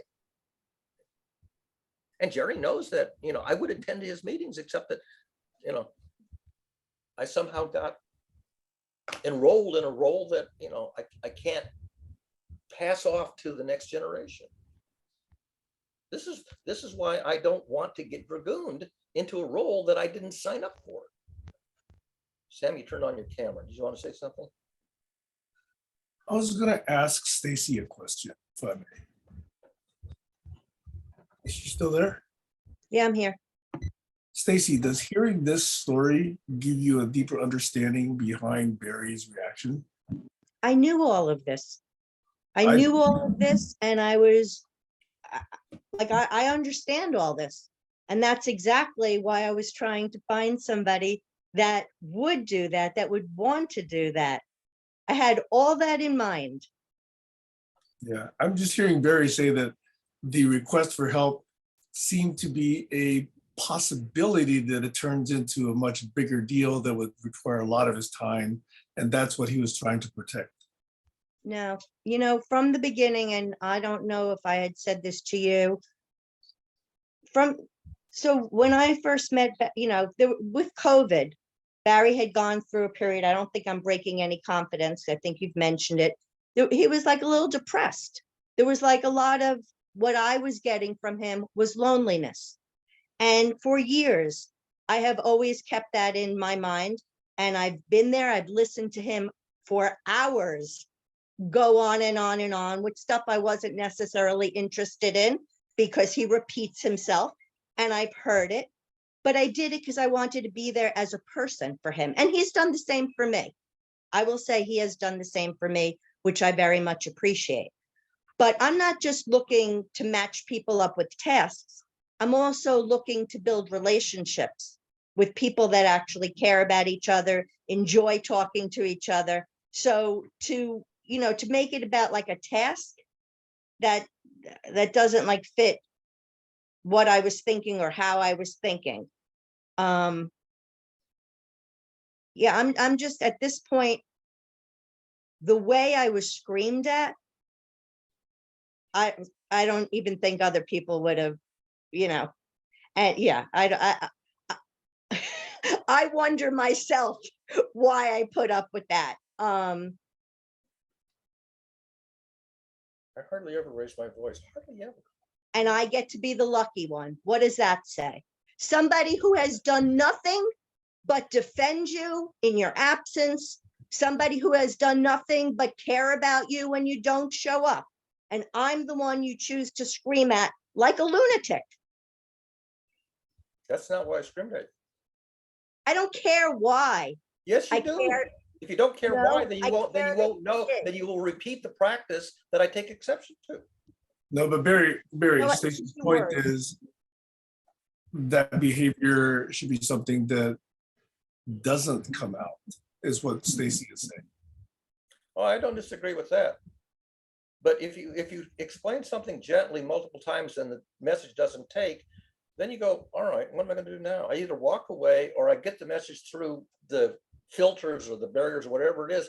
And I took a risk, and I knew it was a risk. I said, I'm going to try something I almost never do. I'm going to raise my voice. And I figured it's probably not going to work. And it didn't.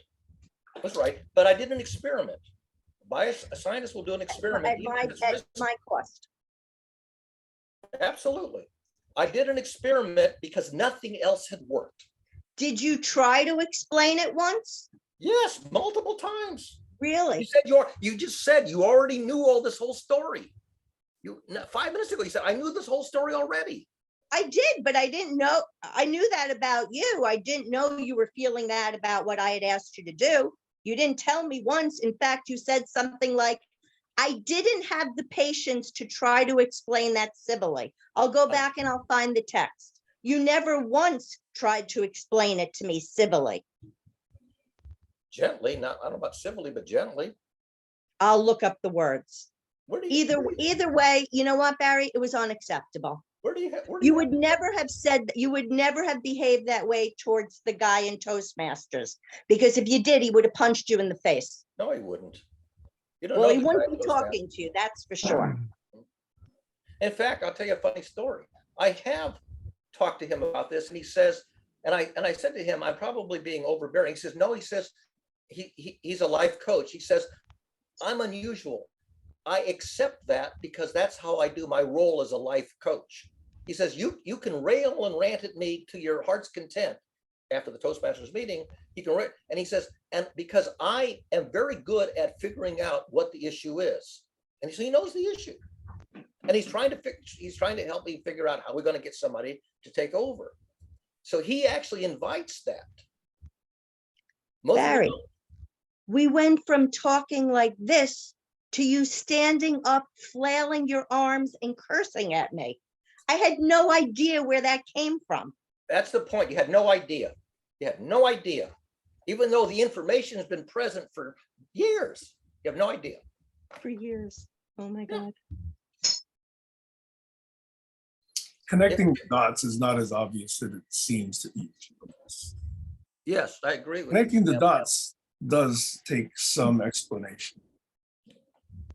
And I think what the guy was telling you is because he gets paid to hear people's anger. And if he's good at what he does, he tries to locate what's the fear underneath that anger. Not everybody's going to do that. Yeah. But there usually is some fear under that anger. Yeah, he knows that I don't appreciate having been dragooned into a role that nobody else. That's about the 17th time you've used the word dragoon today. Yes, and the first because time I think that's a story. Okay, you're telling the story that is in your mind, and so there's a story, and there's many chapters beyond where you're projecting an outcome that hasn't taken place yet in this interaction with Stacey. I just lost you. Unpack that. In other words, you have this story about what happened with Toastmasters and how you end up wasting a lot of time at Toastmasters. Yeah. And something about Stacey's request has got you projecting that story is about to recur, and it's going to lead yet again to a huge expense of time on your part. Yeah. I think that's at the fear of your reaction to Stacey. Yes. As an amateur analyst here, okay, I'm not a professional, but that's what I'm hearing. You're very close to the correct interpretation, that I don't want to be enrolled as a respondent. Right. But wait, Barry, can I point something out? Yeah. At what point did you decide that you couldn't say no? At the point where I was being expected to become available. No, does that mean that you still can't say no? The question is, how can you say no and have the word understood? Well, first you can say no, and then somebody could ask why. But you can say no. Unfortunately, we don't have a recording of that episode. Barry, that's not the point. I didn't ask whether there was a recording. I'm saying, at what point did you lose your permission to say no? I don't think I lost permission. I think that the Right, so you still can say no, right? yeah, I can also At Toastmasters. I can also use a facial expression that looks like I am not happy with this proposal. Sure, but that's not a no. Well, it's a visual no as opposed to a No, it's not a no. It's a visual something or other, but it's not a no. you know.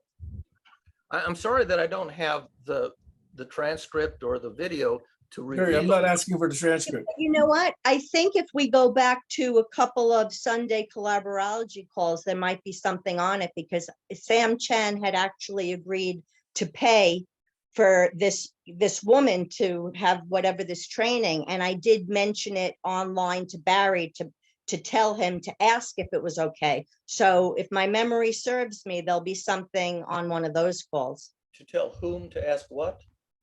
Too many I pronouns. believe there was a time on a Sunday call where I said to you, Sam will pay for this woman if you're willing to do that. I could be wrong, but I think there might be. That was There to might have be a one tape. session with the boy and his mother, one session with the boy and his mother, and not this continuing thing that was going to be twice a week for an hour, for 2 hours a week with other clients. There were no other clients. Who was There this were- person? Who was this other person you were telling me about? I was telling you about something else in my life, completely different, had nothing, we were talking as friends, and I was sharing something with you. It had nothing to do with that. You asked me if I could make myself available twice a week for similar sessions with other people, and you had one other person in mind. No, we were talking at the time, I was part of that thing with Klaus, we were calling it the Marley calls. It's no longer the Marley calls. Yeah, I know about And- that. I know about that. That's what that was about. So that met for 1 hour a week, and I was adding and maybe 1 hour with this boy and for however, whatever. But again, no different than my inviting you to come to GCC and you showing up here now for 4 hours a week. It wasn't anything I held your feet to the fire to. I invited you, you came, you liked it, you stayed. It was just, And I also drove invitation. Colin away. I also drove Colin away. what? I also drove Colin away. Yes, you yelled at him much the way you yelled at me. Yeah. And I have the recording of that when he yelled at me. Well, have the just recording. change the names and it's the same thing. When he said, listen, listen, listen, when he yelled at me after 7 hours, he goes, listen, listen. I tell him, I've been listening for 7 hours. Hey, I'm for the exhausted. record, It's 2 o'clock. for the record, Barry has also yelled at me. Okay, so Yeah. we've also had Yeah. that. The way, in that way, like in the way that went from zero to 60, It was a few seconds, yeah. Yeah, yeah, yeah, yeah. I've never seen anything like that. Right, Barry, it's happened, right? I'm not misrepresenting that. No, right? you can probably find the episodes. I don't know how to find the episodes here. These are unsearchable by me. I don't have the faculty to search these. I think maybe you do. But in fact, the one episode where Colin yelled at me, I cut out the 5-minute episode and stuck it up on my YouTube page. You can go find that where he yelled at me. Why would you do that and want to embarrass somebody like that? Because I wanted him to learn not to do what he was doing that was annoying the fucking hell out of So embarrassing somebody is the way you do that. me. Revealing to them their own behavior that they don't realize they're doing. Revealing to them their own behavior. You have a God complex. That's my amateur opinion at this point. I don't give a fuck about your amateur theories of mind. Don't give me your goddamn theories of mind. I hate the fucking theories of mind. Oh, well. Oh, well, sorry you hate it. And you know that. You know what? But I'm not living to please you. I don't know what you're living for, but go ahead, Sam. We all have theories of mind about each other. It's impossible not to. The question is, how much do we believe it ourselves? They're not the ground truth, and you know that, Sam. They're not the ground truth. Right. So it's valid to explore them, but I think it's, self-deluding to say we don't have them.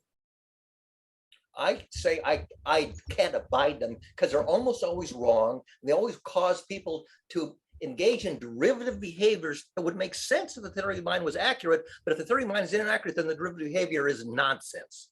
Yeah, but It's we've annoying. established that both ways now, haven't we already? At least between the two. There's probably also other stuff going on between me and Josh and everybody else. But at least between the two, we've already established a bunch that was well-intentioned, but probably leads to improper conclusions. Yeah, We've seen all exactly. that, Exactly. right?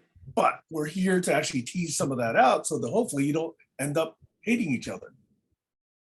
End up what? What was the word? Hating. Yeah, so that you don't hate each other. Right? I don't hate Barry. I genuinely feel sorry for him at this point. I don't Well, want you to, that's I don't want not to, good I either. don't want to be pitied. I don't want to be pitied.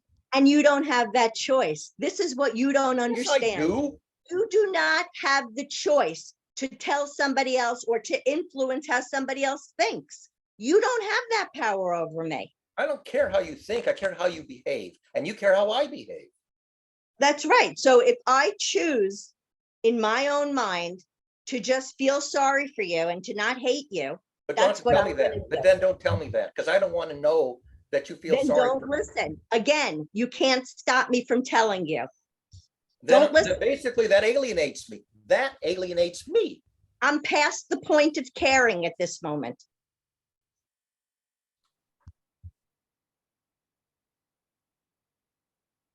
So the opposite of love is indifference, right? It's not hate. Yeah, it's basically, let's go our separate ways and disconnect.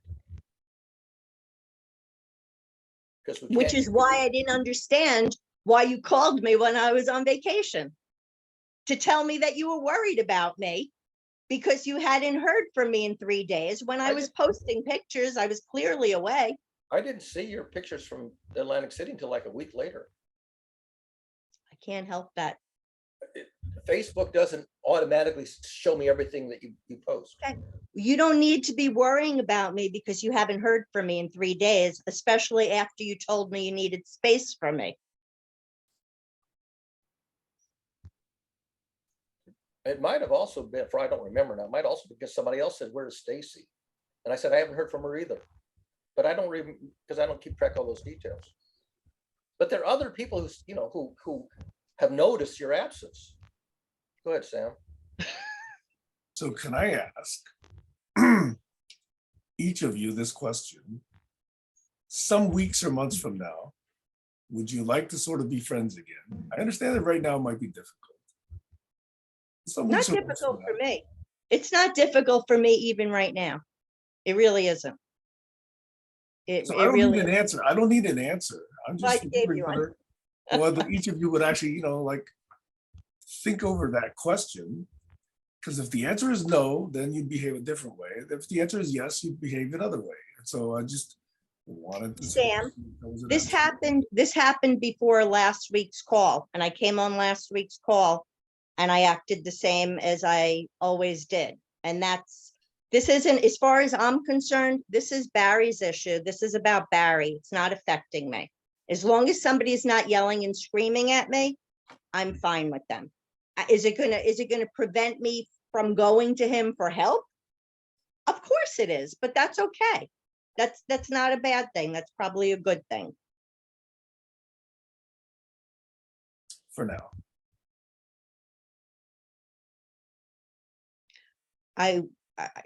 Again, people that know me, I'm like the most forgiving like I can't even imagine somebody coming to me for help and me saying no. I really can't. I wish I could, but I can't. I also have trouble saying no to people. But not, help them once, but not on a continuing basis, to do their work for them on a continuing basis. Go ahead, Sam. Barry, I'm suggesting that you consider this implied commitment at Toastmasters and find a way to extricate that from your life if you want it out of your life. It can be done. Yeah, in fact, we're almost there, because this new guy, Josh Leahy, when he's Yeah, but president. that was more an outcome of circumstance rather than something that you intended and worked to make happen. Was it? Maybe But not. what I did is I encouraged him to join the tech team because he had the aptitude for it and the interest in it. And I correctly predicted that he could learn to do what I'm Okay, doing. so you did And- create this outcome. So you did create this outcome, and you will be extricated from this commitment, and your life will be happier. I think that's Yeah, that's exactly. Yeah.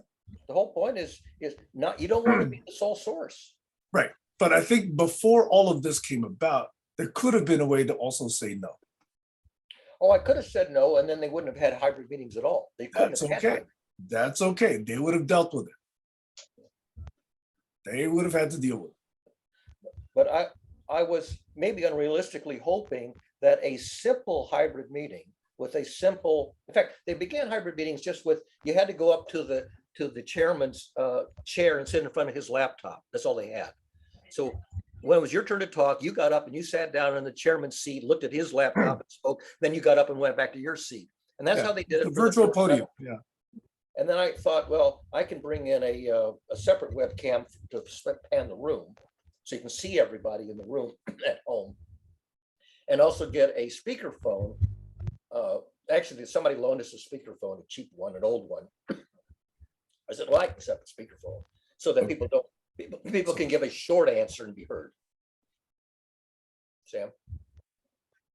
In restating something Josh had mentioned, I believe we've heard this story Yeah. before. Okay.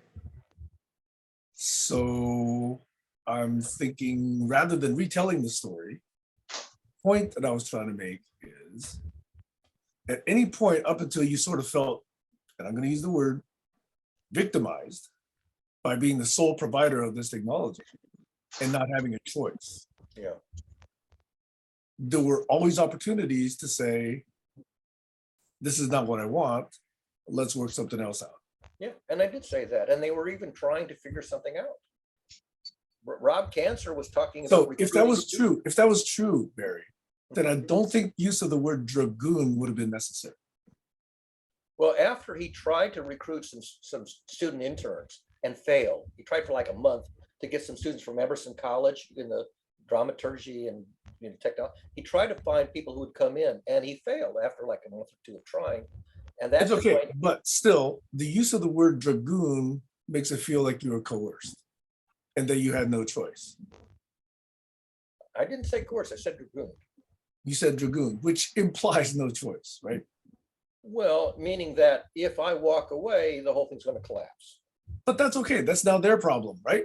They're not paying you. They're not, giving you like trips to, Florida or anything like that. They're asking you for favors. So you didn't have to feel that committed to it. So you didn't have to feel like it was a commitment you were going to let everybody down if you actually didn't execute. But what I didn't realize, Sam, is that my level of technological expertise was so far over the head of most people. That doesn't matter. That's not the point. Was an unclosable gap. That's not the point. I thought I could close the gap within a month. That's not the I was point. mistaken. That's not the point. Did Josh? Josh has to say Do it. you mind if I interject? I think that actually is the point because it's a feeling that Barry has. And I think that the reason I say it's the point is because that feeling that I could do something in a certain amount of time and I didn't accomplish that. So that's the dragoon that I'm hearing Barry say is now I have to accomplish that because knowing you, Barry, if you hadn't completed that something, you're going to keep doing it because of your personality and who you are as a soul, as a human being. You're going to keep doing that until you can accomplish it. And that's between you and your own feelings of what you want to do for you. And that is no longer has anything to do with saying no to anyone else. It's just something that he needs to do for himself. So I agree with that. I agree with that. Sorry, Barry, except for the use of the word dragoon. I don't know a better word. You could have said, I chose to do this. I enjoy doing this. I love providing this support for the group. That was not the energy that was being produced. The energy was, I had no choice. I had to do it. I spent 3 hours a week. That was the implication. To innovate a solution, yes. To come up with a solution, yes. To run the solution week after week, no.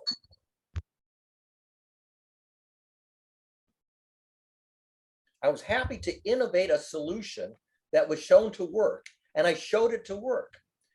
I unrealistically expected that other people could then take over running the solution week after week. And in fact, we realized you had to have 3 people on call, any one of which could run it when the other 2 weren't going to be there that week. And then we never had 3 people on call any of whom could have run the solution every week. That was an unrealistic expectation. The president of the club at the time, who was actually the one who wanted to have the hybrid meetings, was bringing in his own laptop and hooking up to his Zoom account. He asked me twice already to come to his house and to hang a window shade, because he says, I'm not competent to hang a window shade in my house. Barry, come and hang a window shade for me. This is the unexpected gap between knowing how to run a Zoom call and not even knowing how to hang a freaking window shade. I never realized how big a gap it is between what a person knows how to do competently and what the average layperson hasn't a clue and is afraid to do, to try themselves. You can hang a window shade in their own house. I mean, I'm constantly amazed. A person has a lamp with an ordinary socket, don't know how to change the socket. Got to bring it into the community center, fix it shop, and say, the socket doesn't work. And, Yeah, I feel and we fix them, but you know. But I'll give you a similar story. There was a woman who came in Tuesday, and she had gone to a rummage sale, and she picked up a couple items, a rummage sale, all of which had some issue with them. And she brought them in and said, can we, figure out how to make all these things work? And we did. And then she indicated that, oh, maybe I can keep going back and getting junk from the rummage shop and then keep bringing it into you guys. And my coworker says, wait a second. It's one thing to bring your own stuff in and we fix it once. It's another thing for you to week after week go solicit stuff from a rummage sale and bring it in for us to fix. That's an abuse of the service. sorry, And he said Stacy's that, not me. mic is a little, I think your mic is a little hot right now, Stacy. Mine? Yeah, it's, You I hear think something? so. Yeah, I'm hearing like a woof, woof, woof in my earphones. From Stacey, not from me? Yeah, it was from Stacy's. Okay. Because I have a fan over here. But She fixed it, whatever it was, she fixed it. okay. Yeah. But see, doing something one time or showing people how to do it 2 or 3 times till they can do it, that's one thing, that's fine. Having to do it for them week after week is like a parent saying the kid can't learn to tie his shoes. I have to tie his shoes for him every day. Why can't he learn to tie his shoes? That's the point between feeding a person a meal and teaching them how to fish. Happy to teach you how to fish, but if after 3 times you haven't learned how to fish and then I have to give you a fish every day, no thanks. I'm not into doing your work for you every day. If you can't learn it. I hear you. I gotta run pretty soon because I got the little kid banging on the window now. But yeah, I would like to continue this conversation at a later time and also just talk about what it means to make commitments, what it means to feel that the ethics, like right now I'm feeling like my kid's energy, like, Daddy, come back, you've been gone for 2 hours, where are you? So it's like it pulls at your heart. Like there's just the feelings of you have the best intentions to help someone, but you don't want to help them do something that you feel are pushing away your morality and your intentions and not honoring you as a person. Like you're saying with the rummage sale, it's one thing to fix something that someone loves, it's their thing that they own. It's another thing to grab things that they don't own and put them in someone's plate and say, here, fix it. Yeah, really. I mean, that's something that we could have been enrolled in without realizing that we were being enrolled in an activity that was a continuing service as opposed to a one time I'm going to fix your sentimental value lamp or something. Yep. So yeah. I'm gonna stay on the call. Let me see if I can switch over to the Zoom on my phone and check in on the little one. Go.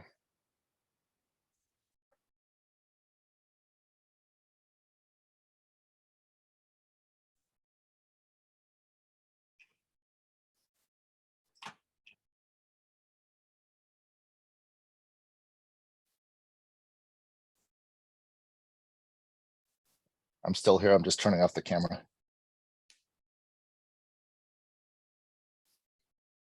I'd love to hear Sam summarize the last 5 or 10 minutes worth of conversation.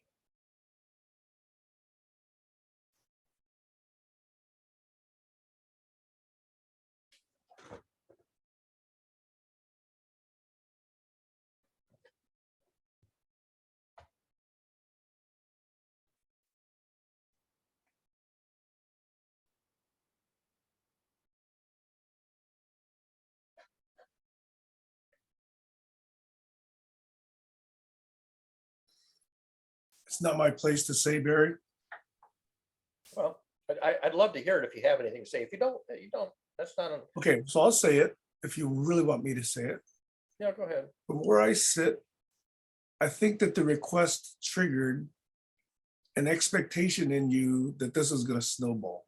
Yep, absolutely. And you reacted to that expectation rather than the specific request. I don't know if there was any difference. It was. Can I? Oh, be there's a huge available every difference. week? There's a huge difference. There's a request, call that one. Yeah.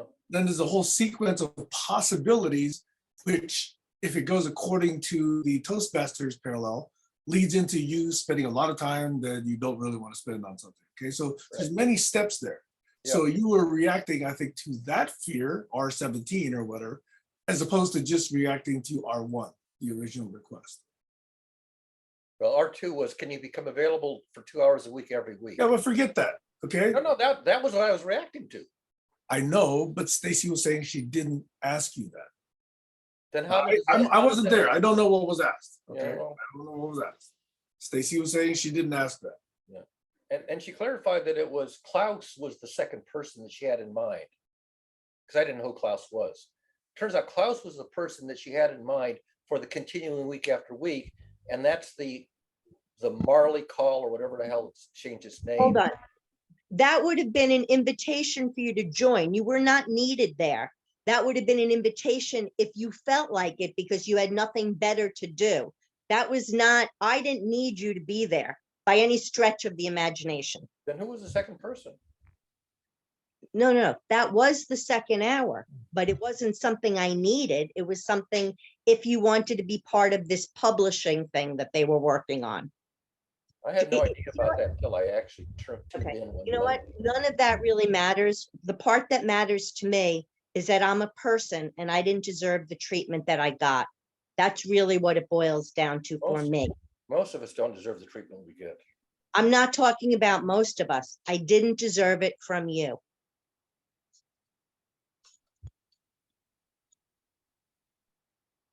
I may not be the only one with a listening disability. What? I may not be the only one with a listening disability. Has nothing to do with a listening disability. You don't just scream at people. You especially don't scream at people that are normally caring to you and kind to you.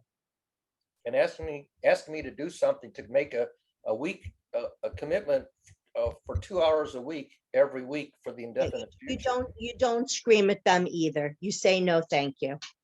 Yeah, and also, Barry, do you hear yourself responding to R17 as opposed to R1 right I was there? responding to R2, not R7. I didn't know about R17. I knew about R2. I wasn't First there. meet with this woman and her son, then meet with somebody else every week, whether somebody else could be the same person or a different person from week to week to week. So you say, I don't want to do that. If I asked you to borrow $10,000, would you have screamed like a lunatic? Or would you said, no, I can't do that. I don't want to do that. I lost you. You want to justify the fact that you screamed at me the way you did. There is no justification for I'm that. not saying it is justified. I'm basically telling you what happened to cause me to scream at you. But you're in control of yourself. You need to Yes. take responsibility for that. I did a scientific experiment that I expected to fail, and it did. And by the And way, I you wrote put that me at down. risk. You did an experiment and you put me and my well-being at risk. How Have do you you ever been- think it felt? Have you ever been How do drafted you into the think it army, felt for Stacey? me? I got drafted into the army, and I said no. But they said, then you're going to go to jail because you can't say no. Oh my fucking Lord. Sam? Sam, you're muted. You're muted, Sam. I think that's now off topic. From where I sit, that sounds off topic. Which is off topic. Very, very. The question is, and I feel this myself, so I actually am in your shoes. I feel this myself. I at times fail to control my temper. Oh yeah, I had that problem as a child. That is on me. Because I should, and most times do, but I sometimes don't. I should have control over whether I control my temper and express things in anger or shouting or yelling or whatever. Okay. No matter what the stimulus was. Now it's easy to say in theory, it's very hard in practice, I know this, Yeah. because I fail at practice, myself. But I'm still saying it is my responsibility when I blow up. And I think that's what Stacey is asking you to remind yourself of, is that it's in your control whether you blow up or not. It's your choice. A blow up. Yeah. I'll tell you a story, Sam. This is a Wait. Before you tell a story, okay? Does that message mean something to you? It means I'm going to tell you a story. This is what it means to me. When I was a It's the only child, thing it means. my brother, who was twice my size and a year older, used to provoke the hell out of me until I would get angry. Then he would go temper, temper, temper. And time after time, he would provoke me to lose my temper. And then he would go temper, temper, temper. Now, I was maybe 7, 8 years old. The result of that practice of his to provoke me to lose my temper, and then he would tell me not to lose my temper. The result of that is I don't have much relationship with my brother. It's now been 70 years, and we talk on the phone once a month. I have no relationship with him to speak of. I mean, it's cordial, but it's not. We're not bosom So buddies. it's interesting that I was trying to deliver a message and you said, this story is what it means to you. Yes, Nothing else. it means that I, in order to not lose my temper when I'm provoked, I basically disconnect from a person who provokes me. So you withdraw rather than control yourself. Yeah, I withdraw because I don't like to be provoked. Provocation is external, but it is then taken internally. It's my response to being repeatedly provoked is to break the connection. So by the way, Barry, I do empathize with you because it's a very different situation when you live with a person versus not. I think that would be the very first thing that I would clarify. Yeah, I agree that if you live with a person who provokes you all the time, whether they knowingly do it, intentionally do it, or inadvertently do it, if you're getting provoked, whether or not they're aware of the fact that they're provoking you, the more common thing after a while is I'm fed up. Let's go our separate ways. And I think, I don't know what the divorce rate is in America today. Go ahead, Sam, I'll stop. But still the question is though, I'm not hearing you acknowledge, maybe you don't believe this. I'm not hearing you acknowledge that your temper is yours to control. Your temper is yours to decide whether you use it or not. I'm not hearing an acknowledgement of that. I'm hearing it as, oh, it's automatic if somebody treats me XYZ. So in other words, somebody else controls my temper, I don't. That's No, what I I'm didn't say that. For example, but wait. I've been trying to get you're you. provoking me, Sam. You're provoking me. No? I take exception to what you're saying. Okay, but if I keep doing this, are you going to blow up at me or do you decide not to? I will do one of two things. I will either do what Stacey often does, which is simply turn off the camera, turn off the mic, and turn off the disconnect from the session. I've seen her do that a few times. I've never done that. Just literally walk, silent, how do they say it? Vote with your feet, walk away without any explanation. That's one possibility. The other one is to say, I take exception and give a long explanation, or blow up. And I've tried all three. Now, mostly I'll try to explain it most of the time. Sometimes that simply gets nowhere. It's the message simply doesn't land. I rarely will walk away, disconnect and walk away. Before I disconnect and walk away, I will try sometimes to raise my voice, even though I know this is probably not going to work either. Because the civil method didn't work. The walking away, they're going to go, why did so-and-so disconnect? What was that about? And the third one is to yell at them, and maybe they'll realize that there is something there that's happening that they're not getting. And the message is there's something significant, even though they don't know what it is. And I will admit that I, on occasions, will use that method to reveal that I'm really upset, because they don't seem to know that. Now, I will tell you that none of those three methods typically work. If the first one doesn't work, the second and third one probably don't work either. But as a scientist, I will occasionally try the one that I would be the last one I would normally try. Sam? The wording of what you say implies, I know you don't mean this, but it implies that there's only one way to do option 2. No, there's a third way. Write a parody, satire. I've written a lot of song parodies. No. Stay on option 2. Stay on option 2. Stay on option 2. Yelling? No. Which is option 2? Walking away? Explaining. And that's option 1. Okay, fine. There's more than one way to do option 1. Yeah. So the other way to do option 1 is to turn it into poetry or satire or song parody or some piece of art. Turn it into a piece of art. And I've done that 200 times, mainly as a result of soured relationships in cyberspace. I've written 200 song parodies and six comic operas. Guess what? They don't work either, except they therapize me. I do them because they therapize me, but they don't get the message across either. I'm still not hearing an understanding of the question. Maybe I'm not asking the question clearly. I'm asking whether you view that your temper is in your control.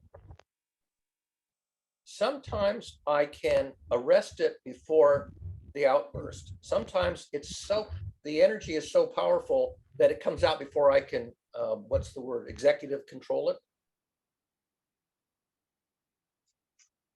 Did you ever watch Dobie Gillis, where they blink their eyes at each other and they never can control that? There are some things that come out before you can override them, because the part of your brain that does thinking is running a little bit late from the R complex and the limbic system. And if the high level stuff isn't working, there are occasions where where you downshift. This is called downshifting in emotion, where the downshifting occurs so rapidly that the higher level system can't say, "Hey, hang on, don't do that. It's too late. It's too slow." I'm a very slow thinker. And right after I did that, I said that was probably the wrong thing to do. And I predicted that it's probably not going to work, but it was probably the wrong thing to do. But at least I proved that for sure it's the wrong thing to do. I took some data. Okay, so Stacey's got her hand up. Yeah, I just want to make one correction, and Sam, you feel free to weigh in. I don't feel like I ever disconnect rather than deal with the situation head on. If I go off camera or if I leave, it's because I have something else to do.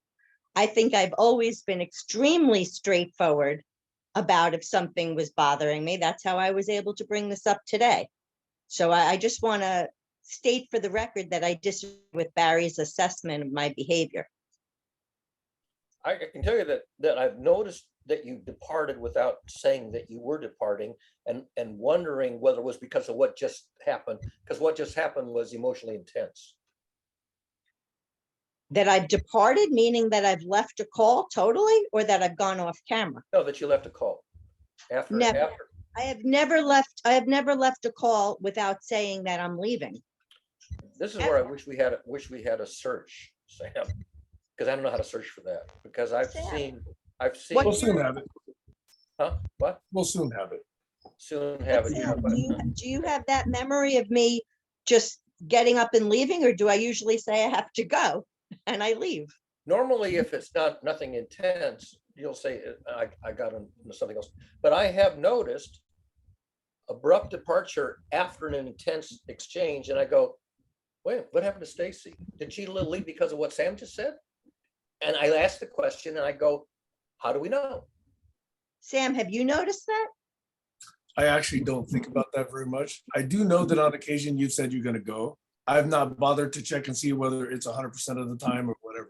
I'm not gonna state an opinion on that because I don't know.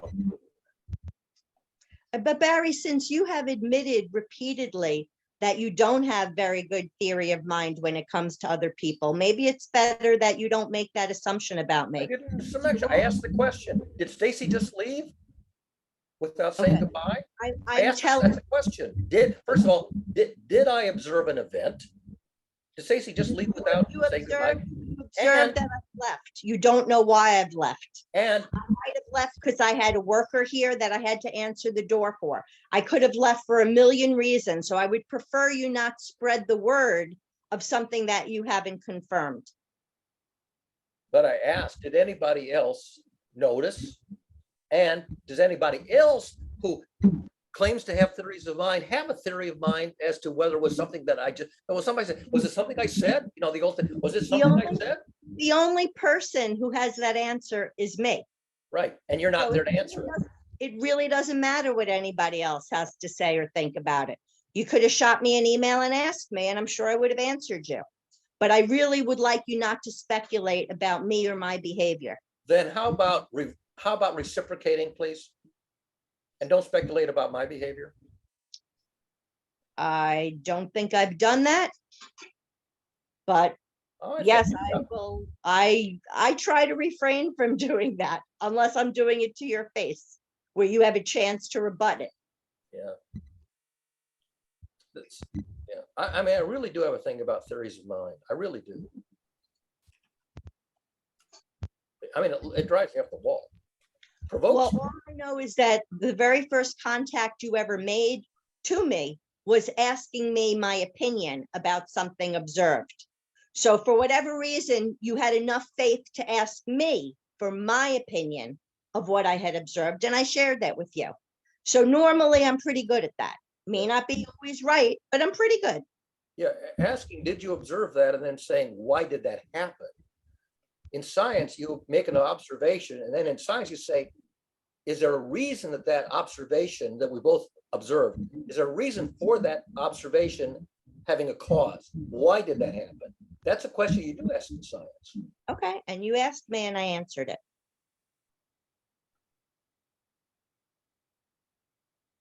Sam, you want to say anything else before we wrap up? Can we, without assuming that this is a closed matter, can we at least say perhaps we've achieved a detente?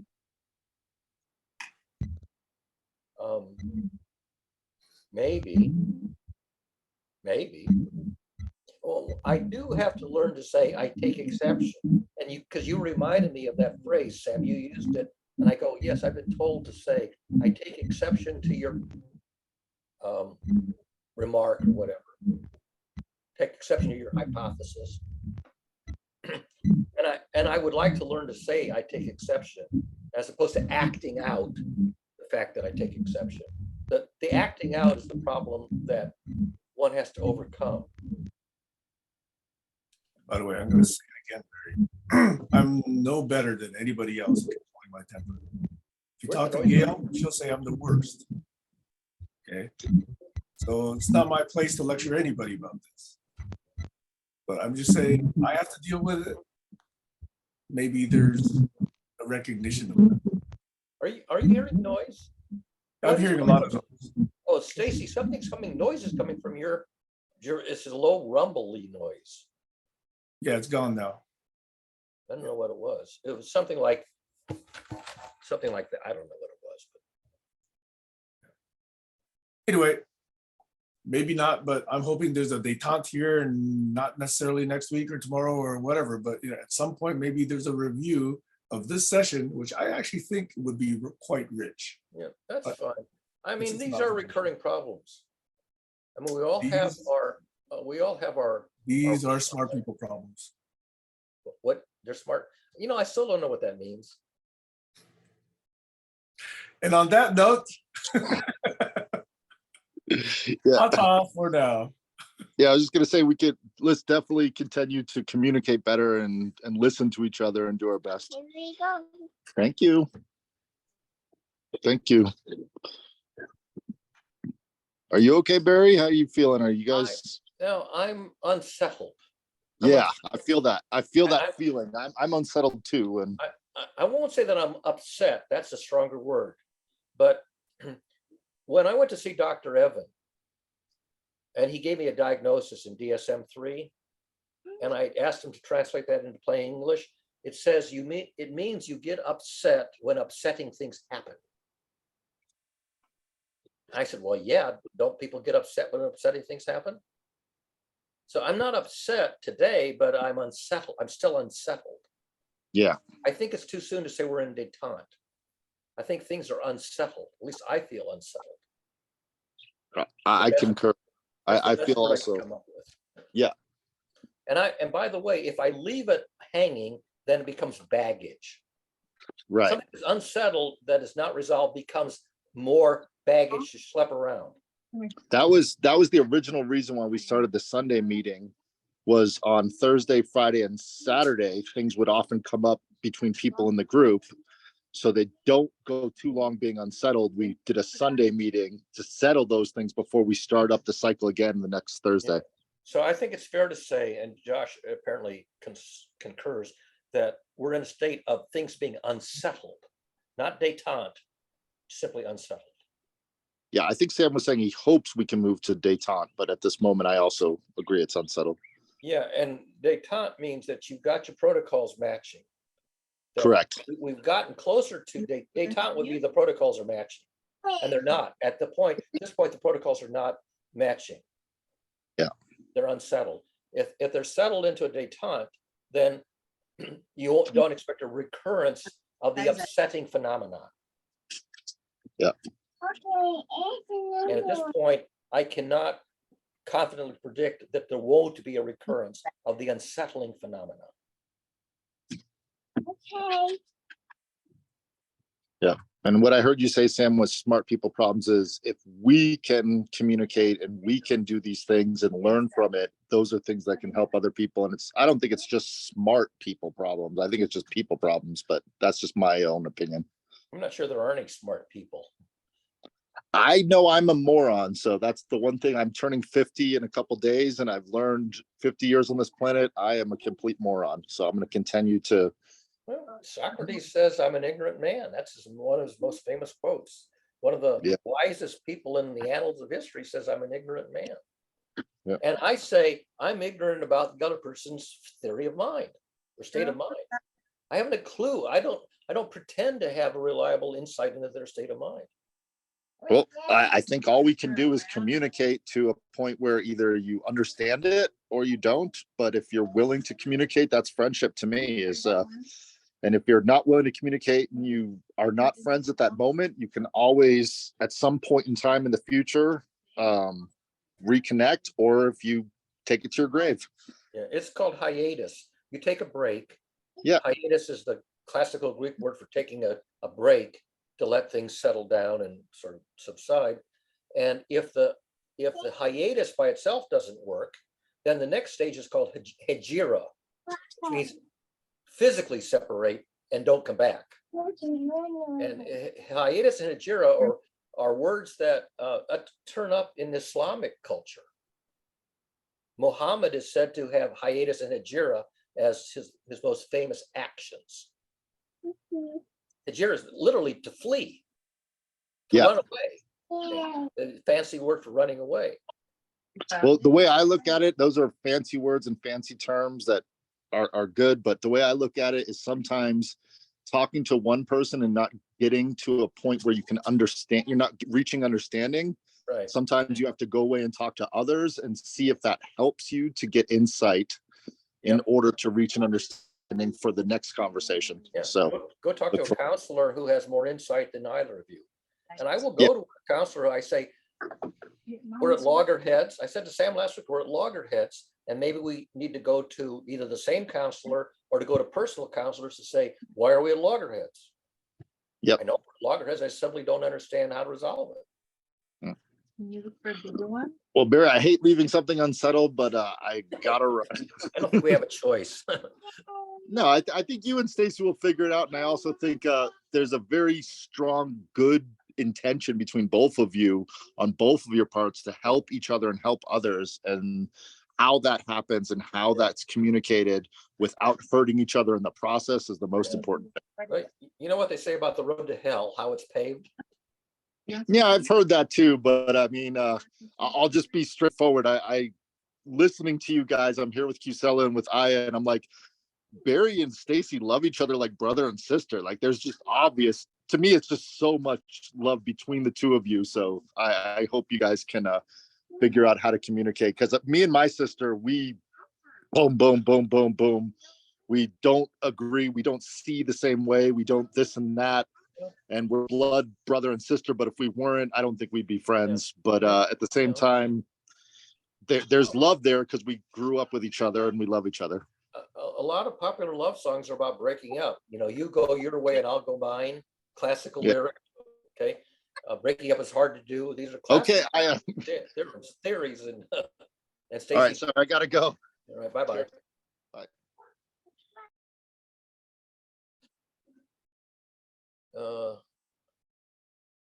I don't know. Josh said he had to go. Stacey just disconnected. I don't know if she said anything in chat or did Stacey? Let's call it a Saturday. Let's call it a Saturday. Ceasefire. That's you. Ta-ta for now, detente. But I did see that Stacey disconnected without expressly saying, I got to go now. And I don't see it in chat either. And I don't know if it was just, you know, we're done or if Well, it is You're after fine. the 2 hour You know, mark. there is a protocol to say goodbye when you're leaving or wave goodbye or something. I didn't I don't see. necessarily do it all myself, but I know, but that's the point is you see somebody leave without saying goodbye and you go, was it something I just said? No. I think she stuck it out for quite a while, Yeah. as did you, as did the four of us. When I adopt a goal, I'm very goal oriented. I'm willing to spend an unrealistic amount of time pursuing a goal before I throw up my hands. People will throw in their towel real soon. I'm the last person to throw in the towel and say, this is hopeless. Yeah. Well, that's a topic for another conversation too. One of the wisdoms of the current day is fail fast. Yeah. But we'll talk Stacey about that some other time. Stacey just wrote in Messenger, yes, I'm here having work done in my condo, but oh no, I'm sorry. That was from before. Probably a while ago. No, oh, now Hey, she's Barry. talking. I gotta go myself, okay? Okay, So bye-bye. talk to you maybe tomorrow. Okay. Talk to you later. Bye-bye. Bye-bye.